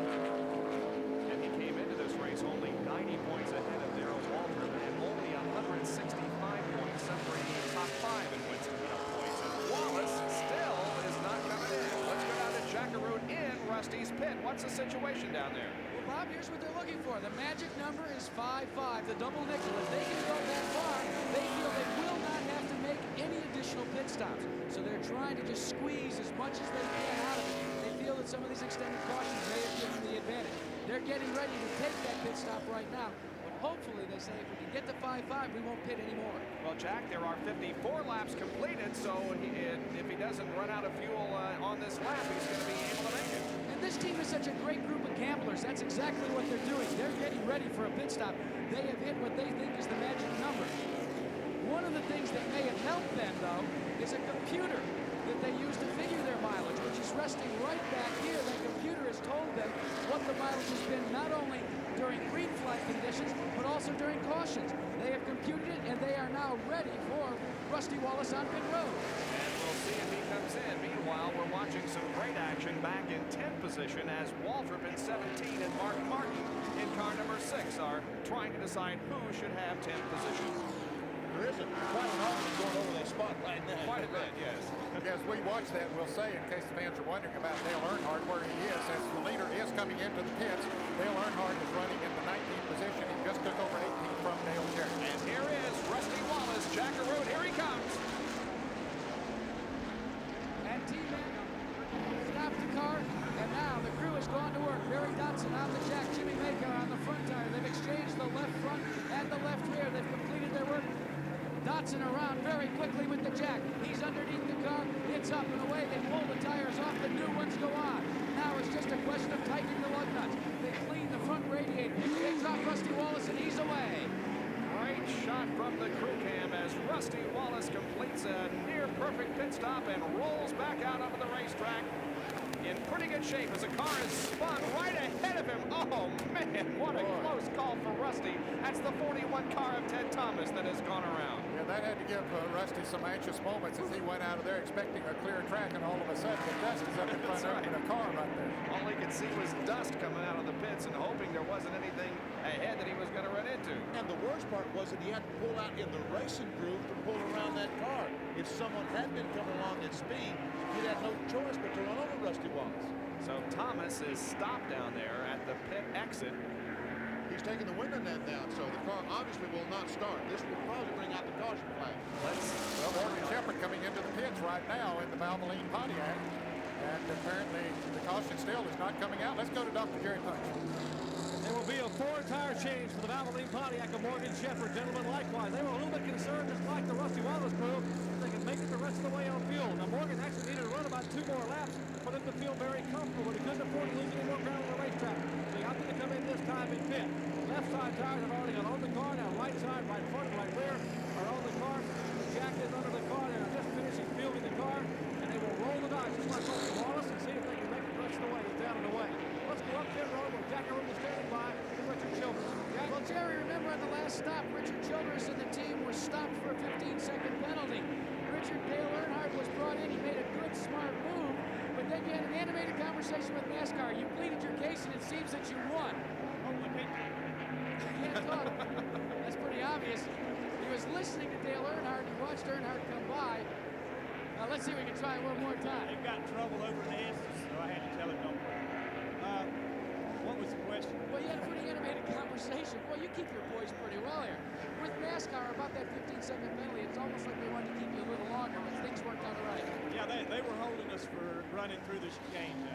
There's an 88 car's off, and I know you've got to go to work. The 38 car, Johnson is off, full course yellow, gentlemen. Yeah, he's up against the guardrail in the S's, and so indeed a full course caution does come out. There is Terry Labonte moving into the pits. He is the leader, or was leader of the race, and Jack will throw it back to you to call Terry stop. Well, Tim Brewer and the crew led Shorty Edwards with the pit board, bring Terry Labonte to a stop. He hits the marks nicely. They put the gas can in. They go to left side tires, cleaning the windshield, taking a quick cold drink. In the meantime, one crewman is changing the right side lug nuts so that the tire changers can come around. They do. They get under the car. They bring the jack up. Mike Hill pulls the left tire off, the right tire off, and Rusty Wallace is on pit road as well. Rusty has completed his work and he's off and away. Labonte with a congested pit work here as Ricky Rudd and the rest of the crews are on work here. Let's check in with Jerry Punch. Well, the defending champion of the Budweiser at the Glen gets his service. Ricky Rudd, the Quaker State Buick up pit road. They have already changed the left side tires, cleaning the windshield. They swing the right side tires, pack across the wall. Larry McReynolds checking with the crew, watching for the safety car, watching congestion on pit road. Rudd is down the way. Let's go back to Jackaroo. Jerry, believe it or not, the congestion has forced Dale Earnhardt to pit and Terry Labonte's pit. The team has gone to work. They were bunched up. He's moved approximately 18 feet beyond his own pit, and they're going to work, and it's a long run to exchange tires.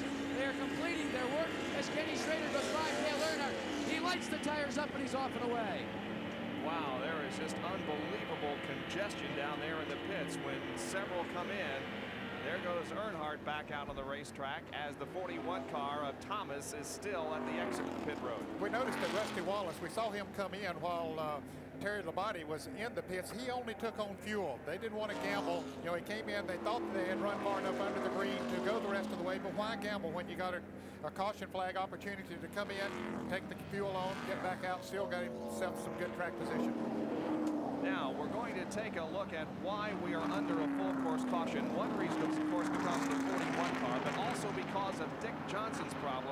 Looks like the right front tire went down on that car as he came out of one of the S-turns there and hit the wall, and then goes down on the inside of the track once again.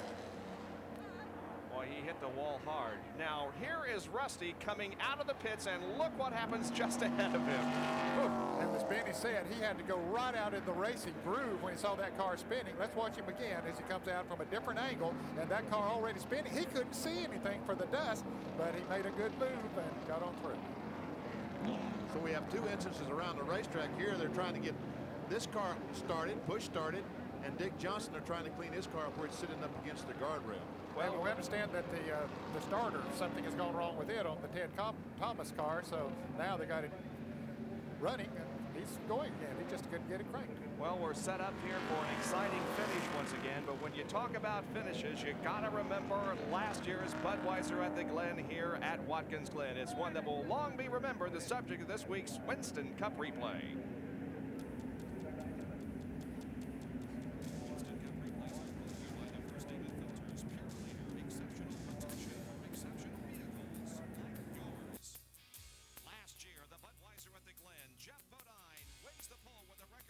Starting alongside Rusty Wallace, who has won the last 3 Winston Cup road races. Bodine is slightly off course in turn number 7. And here comes Terry Labonte moving to second position. On the track's high-speed straightaway, Bodine shreds a tire and breaks the steering. He pulls off the course, but will later rejoin and finish the race. Ricky Rudd, Winston Cup's other road racing expert, finds himself in a position to challenge Wallace, slipping by Dale Earnhardt. Lap 73, and Ken Schrader is leading, but having a dice with teammate Darrell Waltrip. Schrader has a tire go down, and Waltrip takes off. It then becomes a race between Rudd and Waltrip, until a big puff of smoke signals an end to Waltrip's chances of winning. Down now to a shootout between Rudd and Wallace. Using the racetrack to his advantage. It's going to slow down in that turn. They bump. Here they come up the 7th corner. Who's going to win it? They're side by side. Rusty is well off the track. He cannot win it, and Ricky Rudd does. That was 1 year ago here at the Budweiser at the Glen. Stay with us. We undoubtedly will have a finish that will equal that one in just about an hour's time. We are back at Watkins Glen, New York. The number 38 car of Dick Johnson is against the guardrail, and we're trying to determine whether or not Dick is out of the car. I don't believe he is. That may be him just crawling out of the car at the moment. Here's what happened as he moved up through the S's. It looked like the right front tire went down, or even the steering gave away on the car because it just veered straight into the guardrail. Then he bounced back on the other side of the track, and here he comes back down to the inside once again. A couple of very hard hits for the Australian touring car champion Dick Johnson. And so the ambulance is at the scene of that car, and they'll be checking him over to determine what injuries he has. In the meantime, we are under a full course caution. Once again, this certainly has been the most serious incident of the day. It looks to me like he's sitting up on the stretcher there, and I would say he's probably injured his feet. Yeah, he has any kind of problem. There isn't a real effort to get him medical attention, so I think he may be in pretty good shape. Well, let's go down to Jack Arute and straighten out this Dale Earnhardt situation. And Jack, will let you recap what has happened and what the situation is at the moment. Bob, the way things happen, thank heavens for a caution, because now we can explain it with the luxury of the caution flag out. Remember, Dale Earnhardt came onto pit road and he was penalized 15 seconds. The reason he brought his car into pit road is he had a minor ignition problem and they needed to change the ignition wires inside the car. They elected to change tires as well, fill it up with fuel. Well, NASCAR, as you saw on the replay, because he came across the cones, they elected to impose a 15-second penalty. Well, the car was stalled. They had to push start it to get it going again. They felt that they were going to take more than 15 seconds to do that. Everything got fired, underway again. During this caution period, he came in to take one additional stop, but according to Richard Childress, everything is fine. They've been assessed the penalty. They've taken it. They're back and ready to go racing back to the front. So, Jack, something happened to ignition as he came off at turn 7? Exactly, Ned. And he had enough wherewithal to know that it'd be better to take that 15-second penalty than to try and limp all the way around. So that's exactly what he did. So he just cut her across the pylons and down on pit road. Good, smart thinking. Yeah, it really Because was. if he'd gone another 20 feet, he couldn't have gotten to pits. So that's the situation then with the Dale Earnhardt situation. Now there is Dick Johnson. You can see him sitting up, and he appears to be in pretty good shape. Will be taken into the infield medical center for a checkup. There was a splint on his left leg. They did have a splint on his left leg. So obviously there has been, at least he's injured his leg somehow. So the field remains under caution here at Watkins Glen. That's Morgan Shepherd right behind the pace car, followed by Rusty Wallace, Terry Labonte, Bobby Gillen, and Michael Waltrip. We're in the Finger Lakes region of New York at Watkins Glen, and we'll be back right after this. Under a full course caution here at Watkins Glen International Raceway because of a crash involving Dick Johnson. The leader is Morgan Shepherd. He's led 12 of the 60 laps. The average speed 94.274. This courtesy, of course, of our Napa race summary. We've had 7 leaders, 10 lead changes, 4 cautions for a total of 12 laps, and 24 cars are on the lead lap. By the way, last year, an all-time record for cars on the lead lap at a Winston Cup race, 22. We're on record pace again for that statistic. Now, the lap leaders have been Morgan Shepherd, Ken Schrader, Bobby Gillen, Ricky Rudd, Dale Earnhardt, and Rusty Wallace and Terry Labonte. Those who have dropped out of competition, Derek Cope, Alan Kowicki out very early with an engine problem. Eddie Birchwheel dropped out in the number 83 car. A.J. Foyt, Neil Bonnet also behind the wall. And J.D. McDuffie, Jimmy Means, Dick Trickle, and the most recent car to drop out of competition was Dick Johnson, the number 38 machine. He had some contact with the wall over in the S's. We're standing by for a medical update on that. He may have a leg injury. So the field in single file formation behind the pace car, as we are seeing Morgan Shepherd in the lead. And remember, Morgan, if he will win this race, will take home $121,600 in bonus money from Unocal. So he's got a lot of pot of gold at the end of this rainbow. ESPN Speed World today at Watkins Glen International Raceway in New York for Winston Cup competition. And we are under a full course caution. Well, Benny was mysteriously missing from dinner last night. He can explain where he was in this week's Hat of the Week presentation. Hey, folks, you know the Hat of the Week deal? Some guy sends me this crazy-looking hat, and he sends me a check for $100. So I start looking for a racetrack that's going to have a celebrity auction in connection with the race. And Watkins Glen, that's the place. The New York State Elks Drug Awareness Association is having an auction, trying to raise some money. Let's go see if this guy can buy this hat for $100. Well, this is the Hat of the Week for Watkins Glen. So with no further ado, how much am I bid for the hat? $5. $5. We got $5. $20.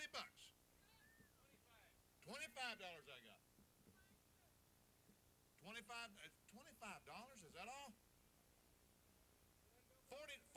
Thank you very much, sir. $40 back there. $50 right here. $50. $60 here. Thank you very much, ma'am.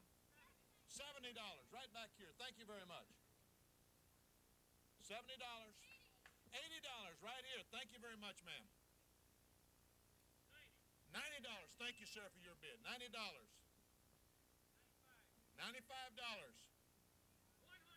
$100 right here. Let's give this man a round of applause. $100.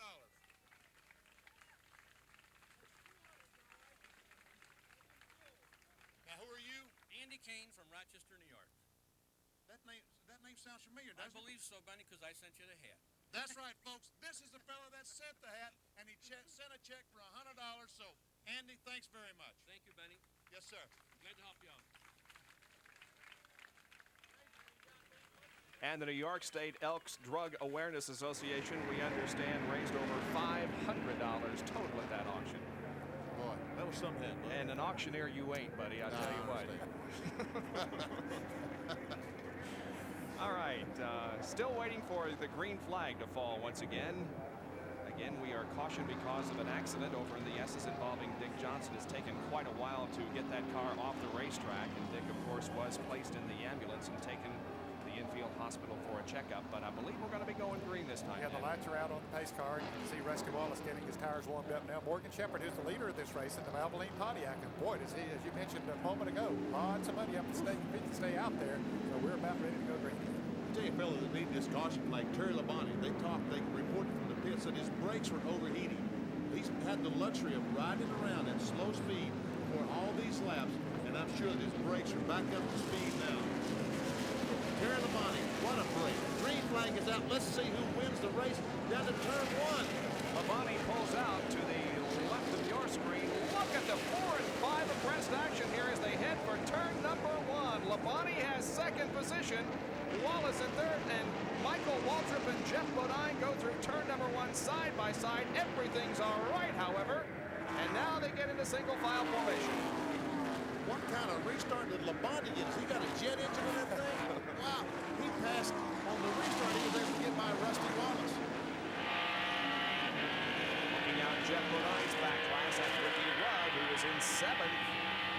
Certainly not out of this race. He has not been up front a whole lot today, but is certainly not out. There's Shepherd leading Labonte, Wallace, and Bobby Hillin. Boy, what a great run he's having. Look, Bobby Hillin looked on the inside of Rusty Wallace right on his bumper as he exited turn 5. You're right, Hillin, a great run from that Miller High Buick. Now, Morgan Shepherd has never won a Winston Cup road race, but he did win at Road Atlanta a couple of years ago in the Busch Grand National Series, so Victor Lane would not be new to him in road racing. Here is Rudd right behind Michael Waltrip as they come down to complete lap number 62. We understand the 88 car, Jimmy Spencer, is being penalized for jumping the start. Here's Rudd making a move to the inside of Michael Waltrip, and Rick Wilson is also trying to take away the spot, cannot, but Ricky Rudd does move to, what, 6th? Yeah. Morgan Shepherd leads the Budweiser at the Glen. I wonder if Morgan, when he looks in the rearview mirror, if he sees Labonte or he sees $121,000, and that's what he can win if he can just keep it in that rearview mirror. Boy, this would be the largest payoff in a road race in U.S. history, I believe, if the Unical money does go to Morgan Shepherd. And here is Rick Wilson and Bill Elliott. Here they are, going at Wilson down on the inside. Elliott had a lot of troubles, but he stayed on the lead lap. But I think that car has been working quite as well today as we've seen Bill Elliott in the past on road courses. However, he has one Rick Wilson on there. He's had all kinds of problems. First on the accelerator hanging, and then he had some kind of brake problem. He had to throw ice into the brakes to get those things cooled off. Meanwhile, back at the front, these four cars still bumper to bumper from the almost bumper from Red Bull. Mark Martin pulls out. Here comes Wallace trying to take over second. Indeed he does, and Ricky Rudd also picks up a position as he passes Jeff Bodine. So now it is Wallace second and Ricky Rudd fifth. Rudd's car seems to be going now like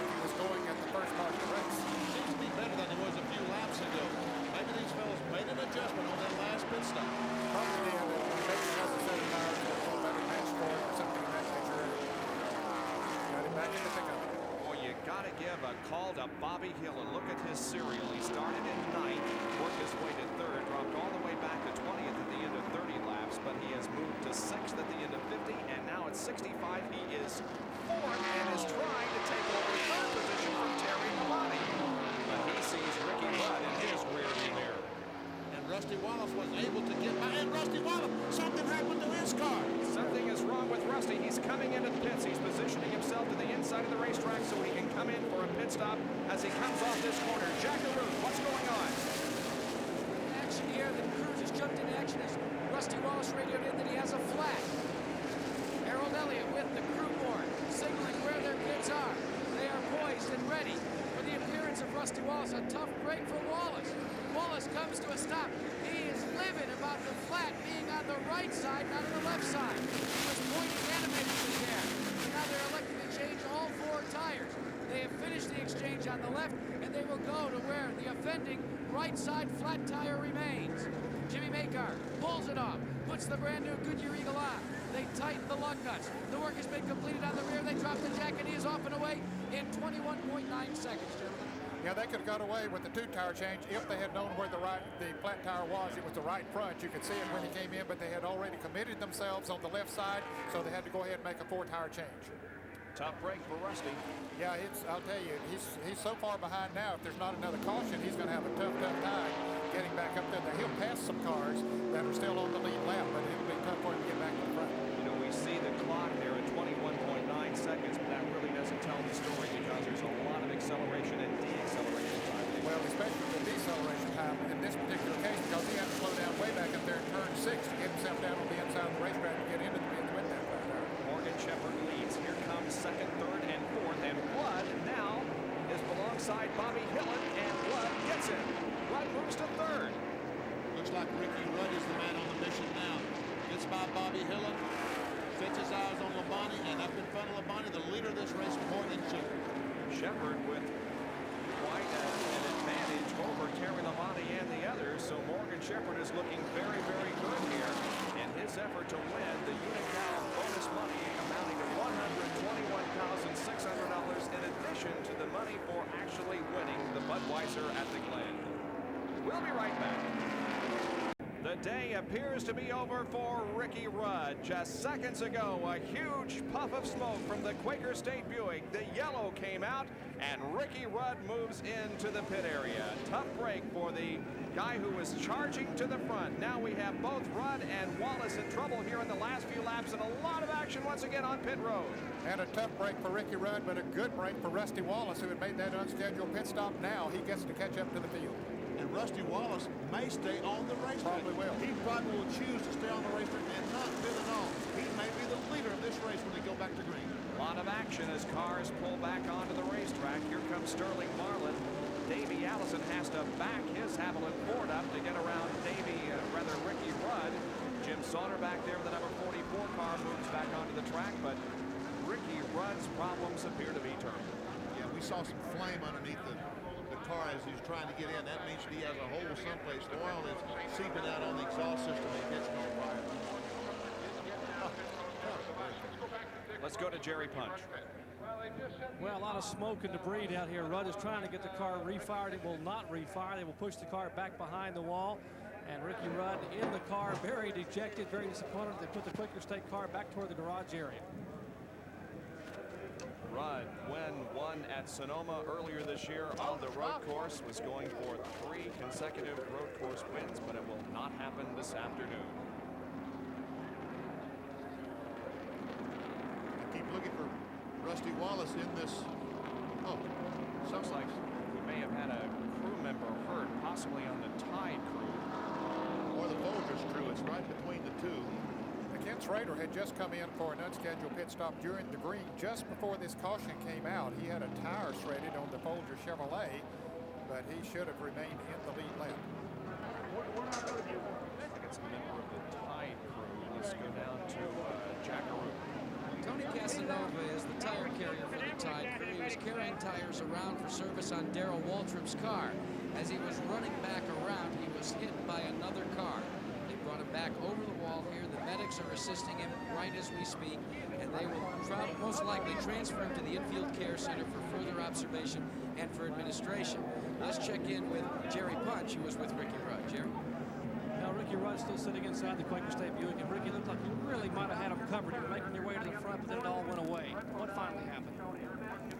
Well, Jerry, the car really run good. You know, we sort of at the beginning of the race, we took control, and then we sort of got caught out of sync on the pit stops. I didn't get into pits early enough, and we got out of sync, but I felt like we had the strongest car. I had to come through the traffic, and it was really just starting to run hard there at the end, and something happened to the motor. It broke a piston or something. I'm not sure what it was. Ricky, you've been gauging the competition all day. You've been running out in the field, trying to determine maybe who had a little extra toward the end. With you out of it, who's the strong horse out there? Can anyone run with Morgan? You know, Morgan was pretty strong. Trouble, you know, that we had is getting through traffic to get to him. I felt like, you know, we definitely could have given off a good race, or you know, they're calling our lap times off. We were quicker than him, but the trouble was just getting up there to him to race him. But it's really hard to say. Some guys take off on the break and run quick. There's some fast guys that are still hung back in the pack that are having trouble, and if they can get track position, it's anybody's race. Ricky Rudd will exit here at the Budweiser at the Glen. The Quaker State Buick gave it a whale of a run, but it will all come up short here as he heads for the garage area. He also exits this team at the end of this year and announced just a couple of days ago that he will be driving for Rick Hendrick in 1990, the number 5 car that will be vacated by Jeff Bodine. 70 laps have been completed, 20 more to go here at the Budweiser at the Glen, and we'll be back with more after these messages. Stay with us. Pit road right now is for the most part vacant, but we had a flurry of activity just moments ago. We talked about it being dangerous for drivers. It's also dangerous for crew members. Watch closely. Dale Earnhardt pulls in and strikes one of the tire men for the Tide crew, and it sends the tires and Tony Casanova flying. Let's go down to Jackaroo for an update. Well, they are presently making ready to transfer Tony Casanova to a gurney and take him in the ambulance to the infield care center. Our own Dr. Jerry Punch is over there right now checking him over. He has been conscious. He has been conscious. He is moving. They're putting a backboard underneath him at the present time. Casanova is a parts manager for City Chevrolet in Charlotte, North Carolina, was carrying the tires for Darrell Waltrip's Tide ride this afternoon, and they are presently getting ready to move him to the ambulance. Let's check in with Jerry Punch. Maybe he can update us on what the situation is, Jerry. Well, I was just down here talking with Tony a little bit, and I felt around. Apparently, he was struck in the left rib cage area in the back around the kidney. He's awake and alert, and I talked to him, palpated out. You know, if anything of consequence, it might be possibly a rib injury on the left side, but more than likely an injury or bruise into the kidney on the back, the left back. But he is awake and alert. It could have been a lot worse. He will be taken to the infield care center, probably disposed of here, taken to an infield hospital, a nearby hospital for x-rays.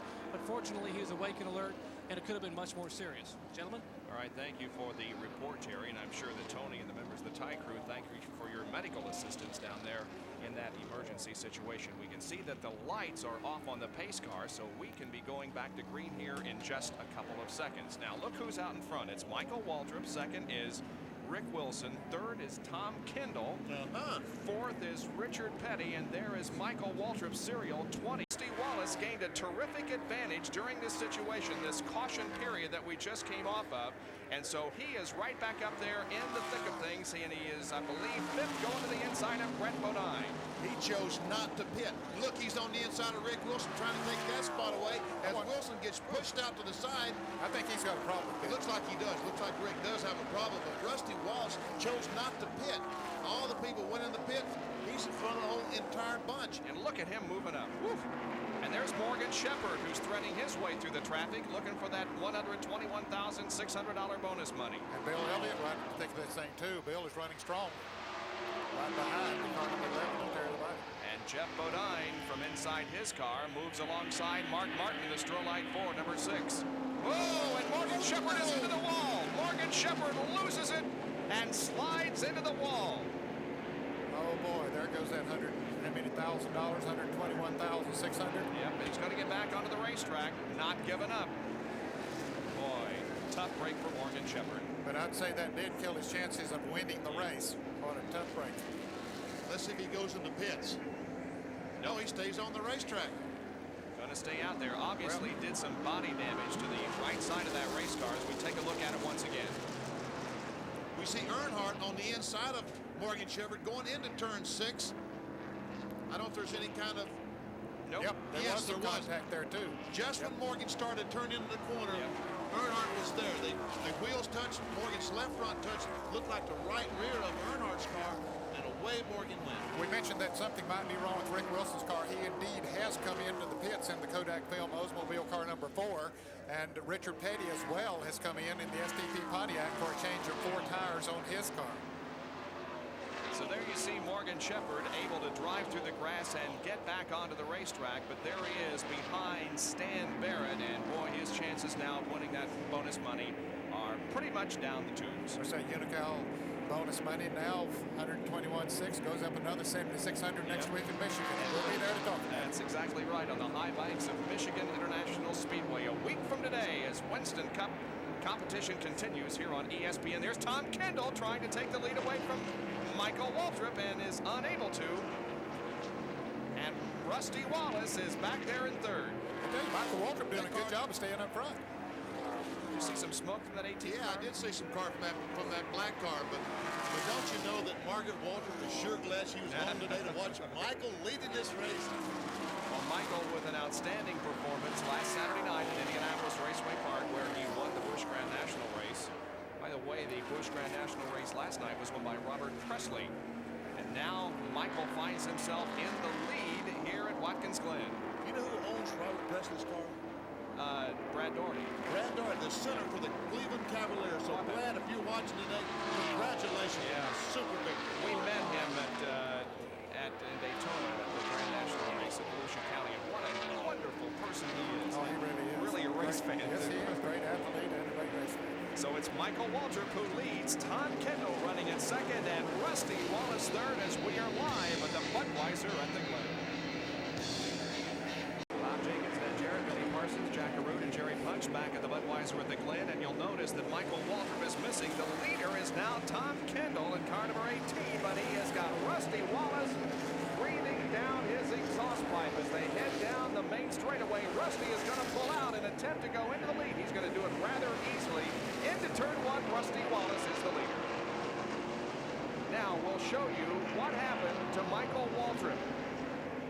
He was leading the race. Kendall moved to the inside, and here's what happened. And they touched as they went into the turn. Michael hanging on out on the outside. They still were together a little bit, and he just lost control, and around he went. Kendall got position on Michael going down in turn 1. Michael tried to race him, but up where Michael was, just nowhere in the world. Rusty Wallace said, uh-oh, that boy's going to catch me, but he didn't. Second time that Rusty has had a close call, and now Terry Labonte is trying to take over second place from Tom Kendall. Look at Bill Elliott right back there, too, hanging in there tight. Bill Elliott had trouble in the early portion of this race. He was in and out of the pits, and we almost wrote him off, but not at all, as here he is in 4th position and is about to move into 3rd. And Bill Elliott, the fellow who's the farthest up in the point stand, the Winston Cup point stand, has the best finish point for him right now. Rusty Wallace in 5th spot, Bill Elliott in 4th, so they could make some serious ground on Earnhardt today. Here comes Elliott now moving into 3rd, passing Tom Kendall. Let's go to Jack Arute with a comment on Tom Kendall. So that we're not all surprised at the performance of Tom Kendall. Keep in mind, the man that is calling the shots on pit road for Tom is a fellow that's used to helping rookies through their initial years. None other than Jay Gelder is calling the shots for Kendall today.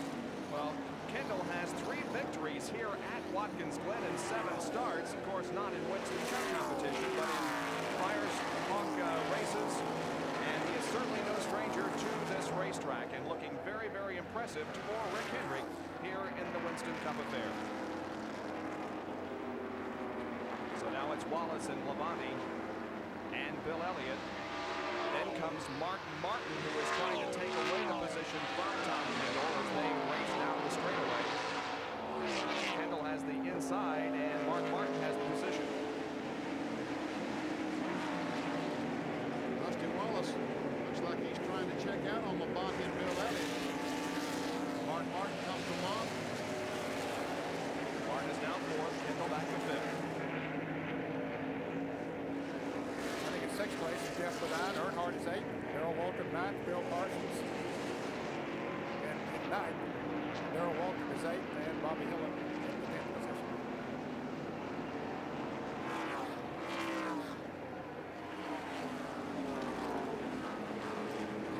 They move up through the S's once again. Now Tom Kendall has Jeff Bodine to contend with as we look out Jeff Bodine's back class. Is Dale Earnhardt behind him? Well, coming up next here on ESPN, following our live Winston Cup race, the GTE U.S. Hardcourt Championship from Indianapolis, Indiana. It's McEnroe versus Berger, and that will be coming up live right after the conclusion of this race here on ESPN. Kendall losing positions, getting the left side tires off the car, and here comes Bodine, Earnhardt, Waltrip, and next to be Bill Parsons. Boy, the train is going by. It's almost like if he got out of the draft to Talladega. He's really in a bad spot right now. Ooh, I don't know. Bill Parsons is trying to get a long shot of it. Once again, out the back class of Jeff Bodine's car. Looking at Dale Earnhardt. Earnhardt pulls right up on the back bumper, looks inside Bodine, was not able to get by. Davey Allison has pulled up into the back of that pack of cars right there. He was back about 17th or 18th, now has moved up into 10th position, so he's beginning to move.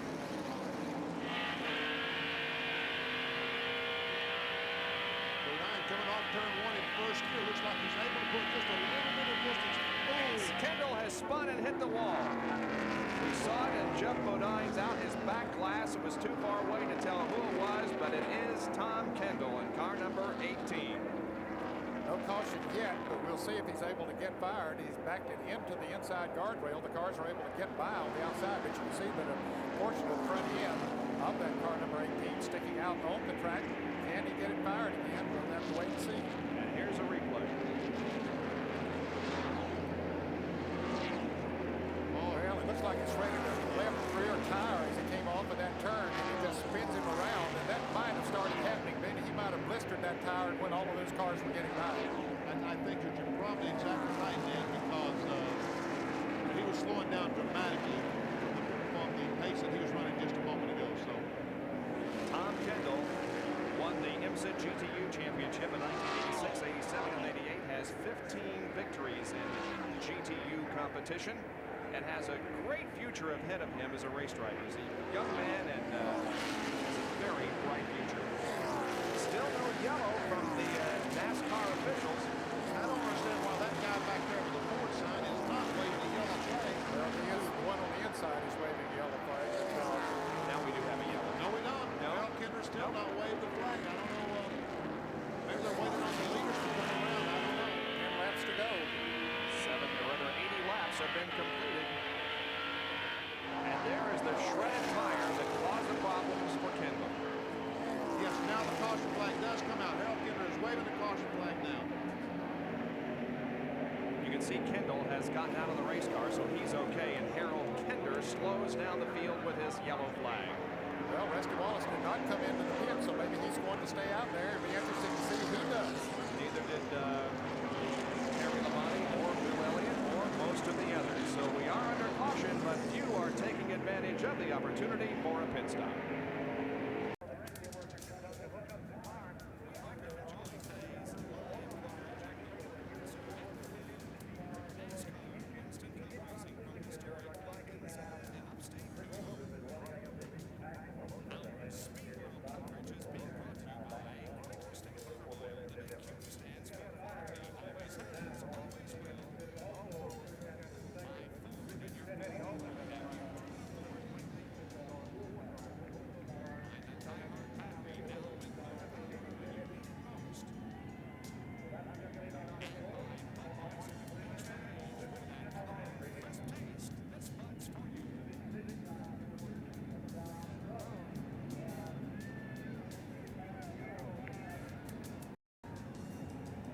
movie actor Tom Cruise is studying to be a race driver, or at least preparing for a role in a movie. He's been at several Winston Cup races in the last few months, and getting an overall view. He was in the truck watching a while ago, and now he's down on pit road and just soaking up as much as he can for his role in an upcoming racing movie. That, of course, was Rick Hendrick there with him. So we're under our 6th caution flag of the afternoon. And there you can see that Rusty Wallace is the leader of the race with Bill Elliott second. Terry Labonte second, Bill Elliott third, followed by Mark Martin and Jeff Bodine. This will be a break for Morgan Shepherd, who had went on the track. He never made a pit stop after he got into the guardrail after he and Dale Earnhardt got together a little bit. So he has given him a chance to catch back up. Currently, he's being shown in 14th position. There are 21 cars on the lead lap. Still here at the lead. That is one less than the record that was set here last year of 22, finishing on the lead lap, a NASCAR record. We'll take another break and be right back with more of our live coverage. ESPN Speed World today at Watkins Glen International Raceway, Watkins Glen, New York. And there's a big Diamond Vision screen up here at Watkins Glen, providing the fans an opportunity to see what happens in other portions of the racetrack. And that's what you're watching right now, our coverage, which is being used on the Diamond Vision screen. Well, still under caution here, trying to get Tom Kendall's car off the track. We can update you on the condition of Dick Johnson, the driver of car number 38, who had an incident with the wall a few laps back. The report is from the infield medical center that he has a dislocated knee, so nothing real serious for Dick. Well, thank goodness it's not too serious. We mentioned that there are 21 cars on the lead lap, Bob. Of course, Rusty Wallace is leading. Terry Labonte running second. Bill Elliott third. Fourth is Mark Martin. Fifth is Jeff Bodine. Sixth, Dale Earnhardt. Seventh, Darrell Waltrip. Davey Allison now up to eighth. Phil Parsons ninth. Bobby Hill in 10th. Dale Jarrett 11th. Andy Trump plays Jim Sauter 13th. Rookie driver Larry Pearson 14th. Morgan Shepherd 15th. The car number 40 of Darren Brasfield. Yeah, Darren Brasfield. Darren's not a regular on the circuit. Harry Gant was running 16th. Michael Waltrip, after his spin down there, had gotten back to 17th. Rick Wilson, after a pit stop, was running 18th. 19th is Kenny Schrader. 20th, after a pit stop, is Sterling Marlin. And 21st, the car number 15 of Brent Bodine, who also has made a pit stop during this caution period. We're going to try to talk to Rusty Wallace here via the radio. Rusty, this is Bob Jenkins. You got a copy? Rusty, it's Bob Jenkins. You got a copy? Well, we heard him for a second. Having a little bit of trouble hearing you, Rusty. Can you hear me? Okay, Mark, there's going to be 6 to go, and then you'll agree. Well, I think we hear somebody from the crew, but we don't hear Rusty.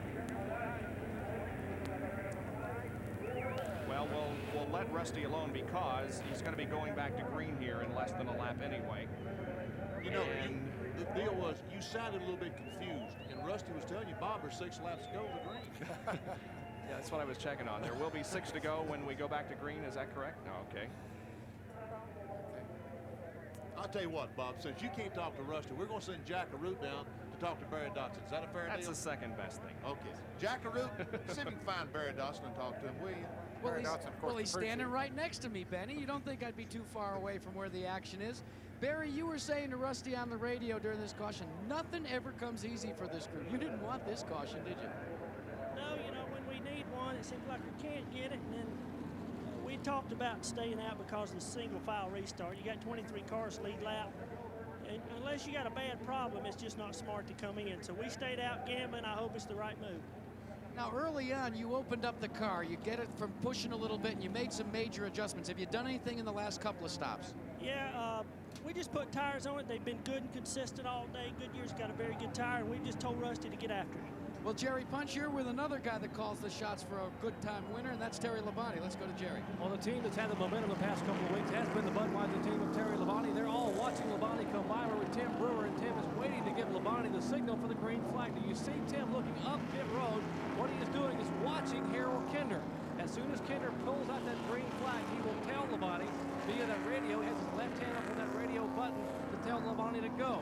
They're hoping maybe they can get a little bit of a jump on Rusty Wallace. We will not disturb Tim right now, but Tim leading this team. He is like the middle linebacker in the huddle of the defense. He is the motivator for the Budweiser team. He is totally in charge, and he thinks, he told me a minute ago, that Labonte has what it takes to put the Budweiser car in victory lane for the Bud of the Glen. We'll have to wait and see just a few laps from now.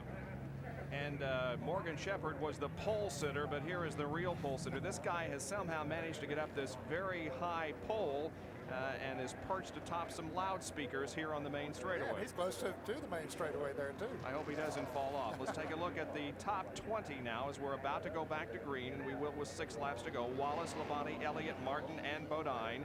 6 through 10, Earnhardt, Darrell, Davey, Phil, and Bobby Hillen. Then running in 11th is Dale Jarrett, 12th Jim Sauter, 13th is Larry Pearson, 14th Morgan Shepherd, and 15th is Darren Brassfield. Labonte has won 2 of the last 5 Winston Cup races as we take a look at 16 through 20. And also yesterday here at Watkins Glen, Terry Labonte became the IROC champion for 1989. Now we're going to watch the restart here, and we'll see who gets a jump and who gets the best advantage as they head for the green flag. Here it is. The green is out.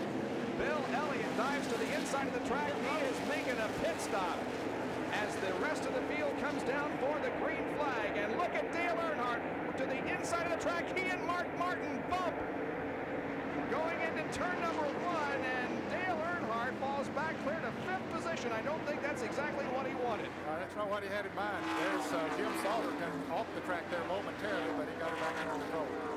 Let's go to Jerry Punch in Bill Elliott's pit. They had to actually try to physically stop the Elliott car. He has no brakes in there. Now they have a fire inside the engine compartment. They are trying to get the fire put out. They have brake fluid there. They're going to pour some brake fluid, and now it flames up again. It's a crew now trying to work down with Mike Brandt, Ernie Elliott, the rest of the crew, trying to put brake fluid in that master cylinder to give Bill some brakes. His final few laps, you see the car right the way through the course. Bill Elliott getting left far behind here with a few laps to go. Terry Labonte, something evidently is wrong with that car. He's went back about 5 or 6 points. Yeah, he dropped back quite a bit here. Just 1 lap, but it looks like he's running pretty good right now. Look at Davey Allison coming up through there on the inside of Darrell Walter. There's some smoke over to one of those cars. Looked like the Dale Earnhardt Chevrolet car number 3. We'll see if we see it again. Labonte's car. Yeah, Labonte's falling back. Let's see if he comes in. Now he's going to stay out there, but that thing is not working right. Labonte has a problem with the number 11 Budweiser car. Martin is in 2nd. Jeff Bodine is in 3rd. Earnhardt is in 4th. The scramble for position behind that. That's Davey Allison, Darrell Waltrip, and Terry Labonte. And Dale Jarrett moving on the inside of Phil Parsons going into that turn. Apparently Phil has some sort of a problem as well. By the way, there are 22 cars on the lead lap. That ties the record. While we were in caution, Richard Petty got back on the lead lap. And so 22 cars are on the lead lap. As there is Dale Jarrett passing Terry Labonte. Labonte looks like he's obviously on 7 cylinders or some severe problem. Just not able to keep up. Yeah, I think that's the problem. He has lots of cylinders. We saw some smoke come from his car, and you can see the cars coming up behind him. There's Phil Parsons trying to move around him, but Terry gets into the turn first. Back there's Morgan Shepherd now coming back into the picture. I think maybe Phil's on 7 cylinders as well, because he was not able to get by Labonte's car, even as slow as Terry was running. Bill Elliott has gone back out of the racetrack. He is out there running, but certainly out of contention for the win here on the Bud of the Glen today. Well, 2 of the major Ford contenders has dropped back here in the last few laps. And now let's take a look at what happened to Terry Labonte just a few minutes ago. He's coming off turn 4, starting down the long back straightaway. And look, Davey Allison literally goes in the grass. We see all the cars going by on the outside of Labonte. There goes Mark Martin in the blue car, Jeff Bodine in the yellow car, Dale Earnhardt in the black car. Here comes Davey Allison on the outside of Darrell Walter. And here is the incident with Dale Earnhardt on the restart as he bumped with Mark Martin. Yeah, they got together there pretty good. Mark held his ground there, though, and he cost Dale a couple of positions. You wonder how in the world that Mark Martin could be hit that hard and not blister a tire or even make the tire go flat. But evidently he's not, because he's still staying out there in 2nd place. As a matter of fact, he is in 2nd position, and he now carries the banner for Ford. They have won 5 races in a row in Winston Cup competition, looking for win number 6. But at the moment, it is Rusty Wallace's Pontiac that shows the way. There's 3rd and 4th, Bodine and Dale Earnhardt. This is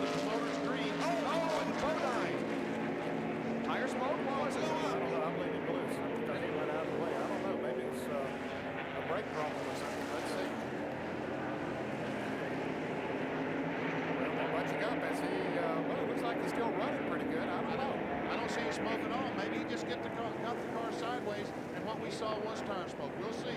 Earnhardt's on the inside, has position. They're going to try to race through there unless... Earnhardt cannot take third position away from Jeff Bodine, not yet at least. And apparently it was just a situation where Bodine locked up the brakes and caused the smoke. That's probably exactly what happened. Danny Laycock, one of our spotters, brought that up, and that's exactly what happened. Bodine got in the corner too hard, locked the brakes up, and that's where the smoke came.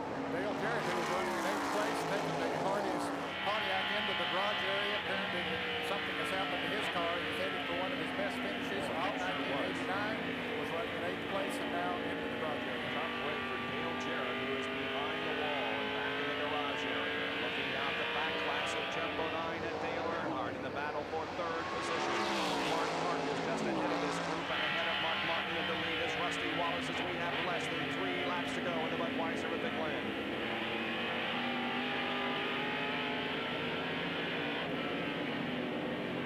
Still looking right on the button on that track, some way, somehow get by him. He's going to try it down the front straightaway. Let's see. Has he got enough? Yeah, that's down braking if he does. Cannot do it now. Well, we talked to several drivers before we went into this race about the last lap strategy. What do you do in the last corner?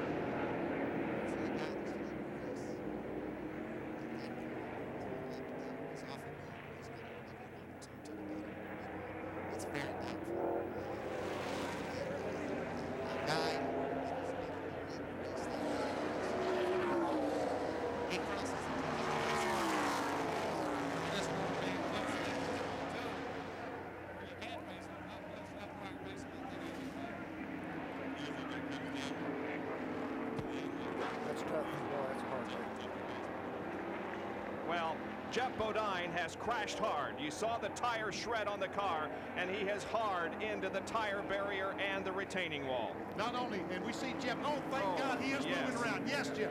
But not only did the tire disintegrate, it also blew the brakes. He had no brakes at all trying to get in that corner, it looked to me like. He is unbuckling himself. He's taking off the steering wheel. He is trying to get out of the car, and that is so good to see as the white flag comes out. Bodine hard into that tire barrier and into the guardrail. One more lap to go. There you can see that Jeff is out of the car and the corner workers are signaling that he is okay. We're on the last lap of the race and Rusty Wallace is in the lead and appears to be headed for his 4th road course win in his career. Rusty Wallace, who started this race from way back in 14th position. 14th, right. You can see the yellow flags being displayed by the corner workers in this area of the racetrack where Jeff Bodine crashed. And there's a white and yellow being given to him at the start-finish line. So he'll race back to the flag. The race will officially end under yellow as Mark Martin there is in 2nd position following Rusty, and then will come Dale Earnhardt in 3rd position. But here is Rusty Wallace. He finished 2nd at Sears Point on the road course earlier this year. He comes out of corner number 7. He takes the checkered flag and he wins the Budweiser at the Glen. Rusty Wallace has won. Mark Martin finishes 2nd. Dale Earnhardt is 3rd. And it's a big boost for Rusty Wallace, who came into the race 165 points behind Dale Earnhardt in the Winston Cup points battle. Earnhardt, of course, finishes 3rd, so Rusty isn't going to gain that many points, but everyone is very valuable in the battle for the Winston Cup. And the Unocal money will move up once again. And here comes Dale Earnhardt alongside Rusty Wallace saying, nice race and way to go. There also is Davey Allison pulling alongside in car number 28. Who got himself a top 5 finish here today. Started back in 21st position, I think it was, and just ran a good race all day long. Came home. There's the ambulance that will take Jeff Bodine to the infield care center to have him checked over after crashing very hard with less than 2 laps to go.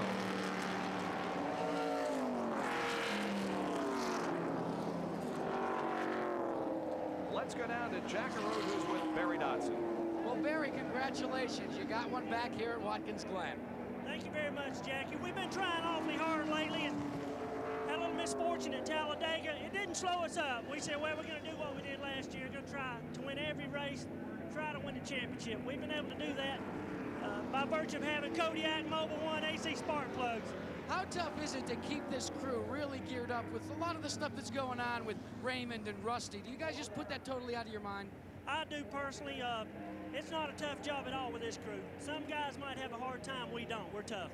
They certainly are tough. Look at this. They're going to raise Kane here a little bit before they go to victory lane, Bob Jenkins. All right, thank you, Jack. Congratulations to Barry Dotson and all of the Kodiak Pontiac crew for their win with Rusty Wallace. Now, let's take a look once again at the Jeff Bodine crash. It was breathtaking, to say the least. Here is how it happened. Well, he was running in front of Dale Earnhardt. They were racing for position, and all of a sudden, we're going to see a lot of smoke come out. There it is, the smoke coming out of Bodine's car. And he hits the end of the turn. You can see some debris there. He gets it down on the inside, and it spins around backwards and then forward, right straight through that guardrail. Wow. But I was incorrect. He did have brakes because... And here it is from the in-car camera. Let's listen to the crash.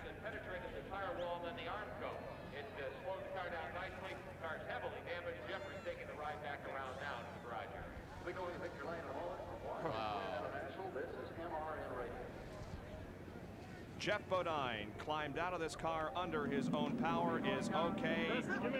And there is the winner, Rusty Wallace. And we're going to take a commercial break and be right back to talk to the winner of the Budweiser at the Glen. Rusty Wallace wins, Mark Martin second, Dale Earnhardt third, Davey Allison fourth, and Bobby Hillen finishes fifth in the Budweiser at the Glen. And let's go down now for our winner's circle interview in just a moment, as we are having some technical difficulties in victory lane that for the moment is preventing us from having our winner's circle interview. But let's, in the meantime, take a look at the replay of the crash involving Jeff Bodine. But Ned Jarrett was exactly right. It was simply a right front tire shredding. The thing just flies apart there. We see the tire blow. It comes apart. Now, Jeff Bodine tries his best to get the car as low as he possibly can. But no, we see the tire stop. I thought maybe he lost brakes. No, the tire stopped. So he had brakes. Just in the grass, the car does not slow down. And wow, did he hit that wall so hard. But Jeff Bodine managed to climb out of the car under his own power and apparently was not injured at all. One good thing is that the fence gave so much. It didn't just stop him, it gave a great deal. And that saved some of the abuse on Jeff Bodine. Plus the fact they hit it right straight on, too. Exactly. Let's take a look at the point standings now as we head into the race next weekend at Michigan International. Dale Earnhardt has 2,614 points. Second is Mark Martin. Darrell Waltrip is third in points now. Rusty Wallace moves from fifth to fourth, and Bill Elliott falls from fourth to fifth. So we have had some movement there within the top five. So Earnhardt still will have the lead going to next weekend. Our winner's circle interview being brought to you by the Die Hard battery, now with more power when you need it most. And here's Jerry Punch. Well, we had a few technical problems, and this guy right here in victory lane had technical problems all day long. Rusty, how many times were you out of it today? Probably about 3 or 4 times. You know, it was a real tough day. I had a flat tire, and then the caution flew. They dropped the caution flag just as soon as me and Ricky went past, and we went tailback. I had to come from the back all the way to the front. I got up to second. Caution flew. Then the tire went flat again. We just kept having problems. But I'll tell you what, you know, I run over a lot of debris today, but boy, I tell you, the Goodyear tires really worked super today. They stuck good. And I just can't say enough about this Kodiak Pontiac Mobil 1 AC car because, man, I'm just thrilled to death. It's, you know, we've been so close so many times this year with knocking 3 of them right off the bat, and then all of a sudden with a dry spell. I think we're back in it right now, and anybody doesn't think we are, and if things falling apart, they got news for them, buddy, because we're back and we're ready.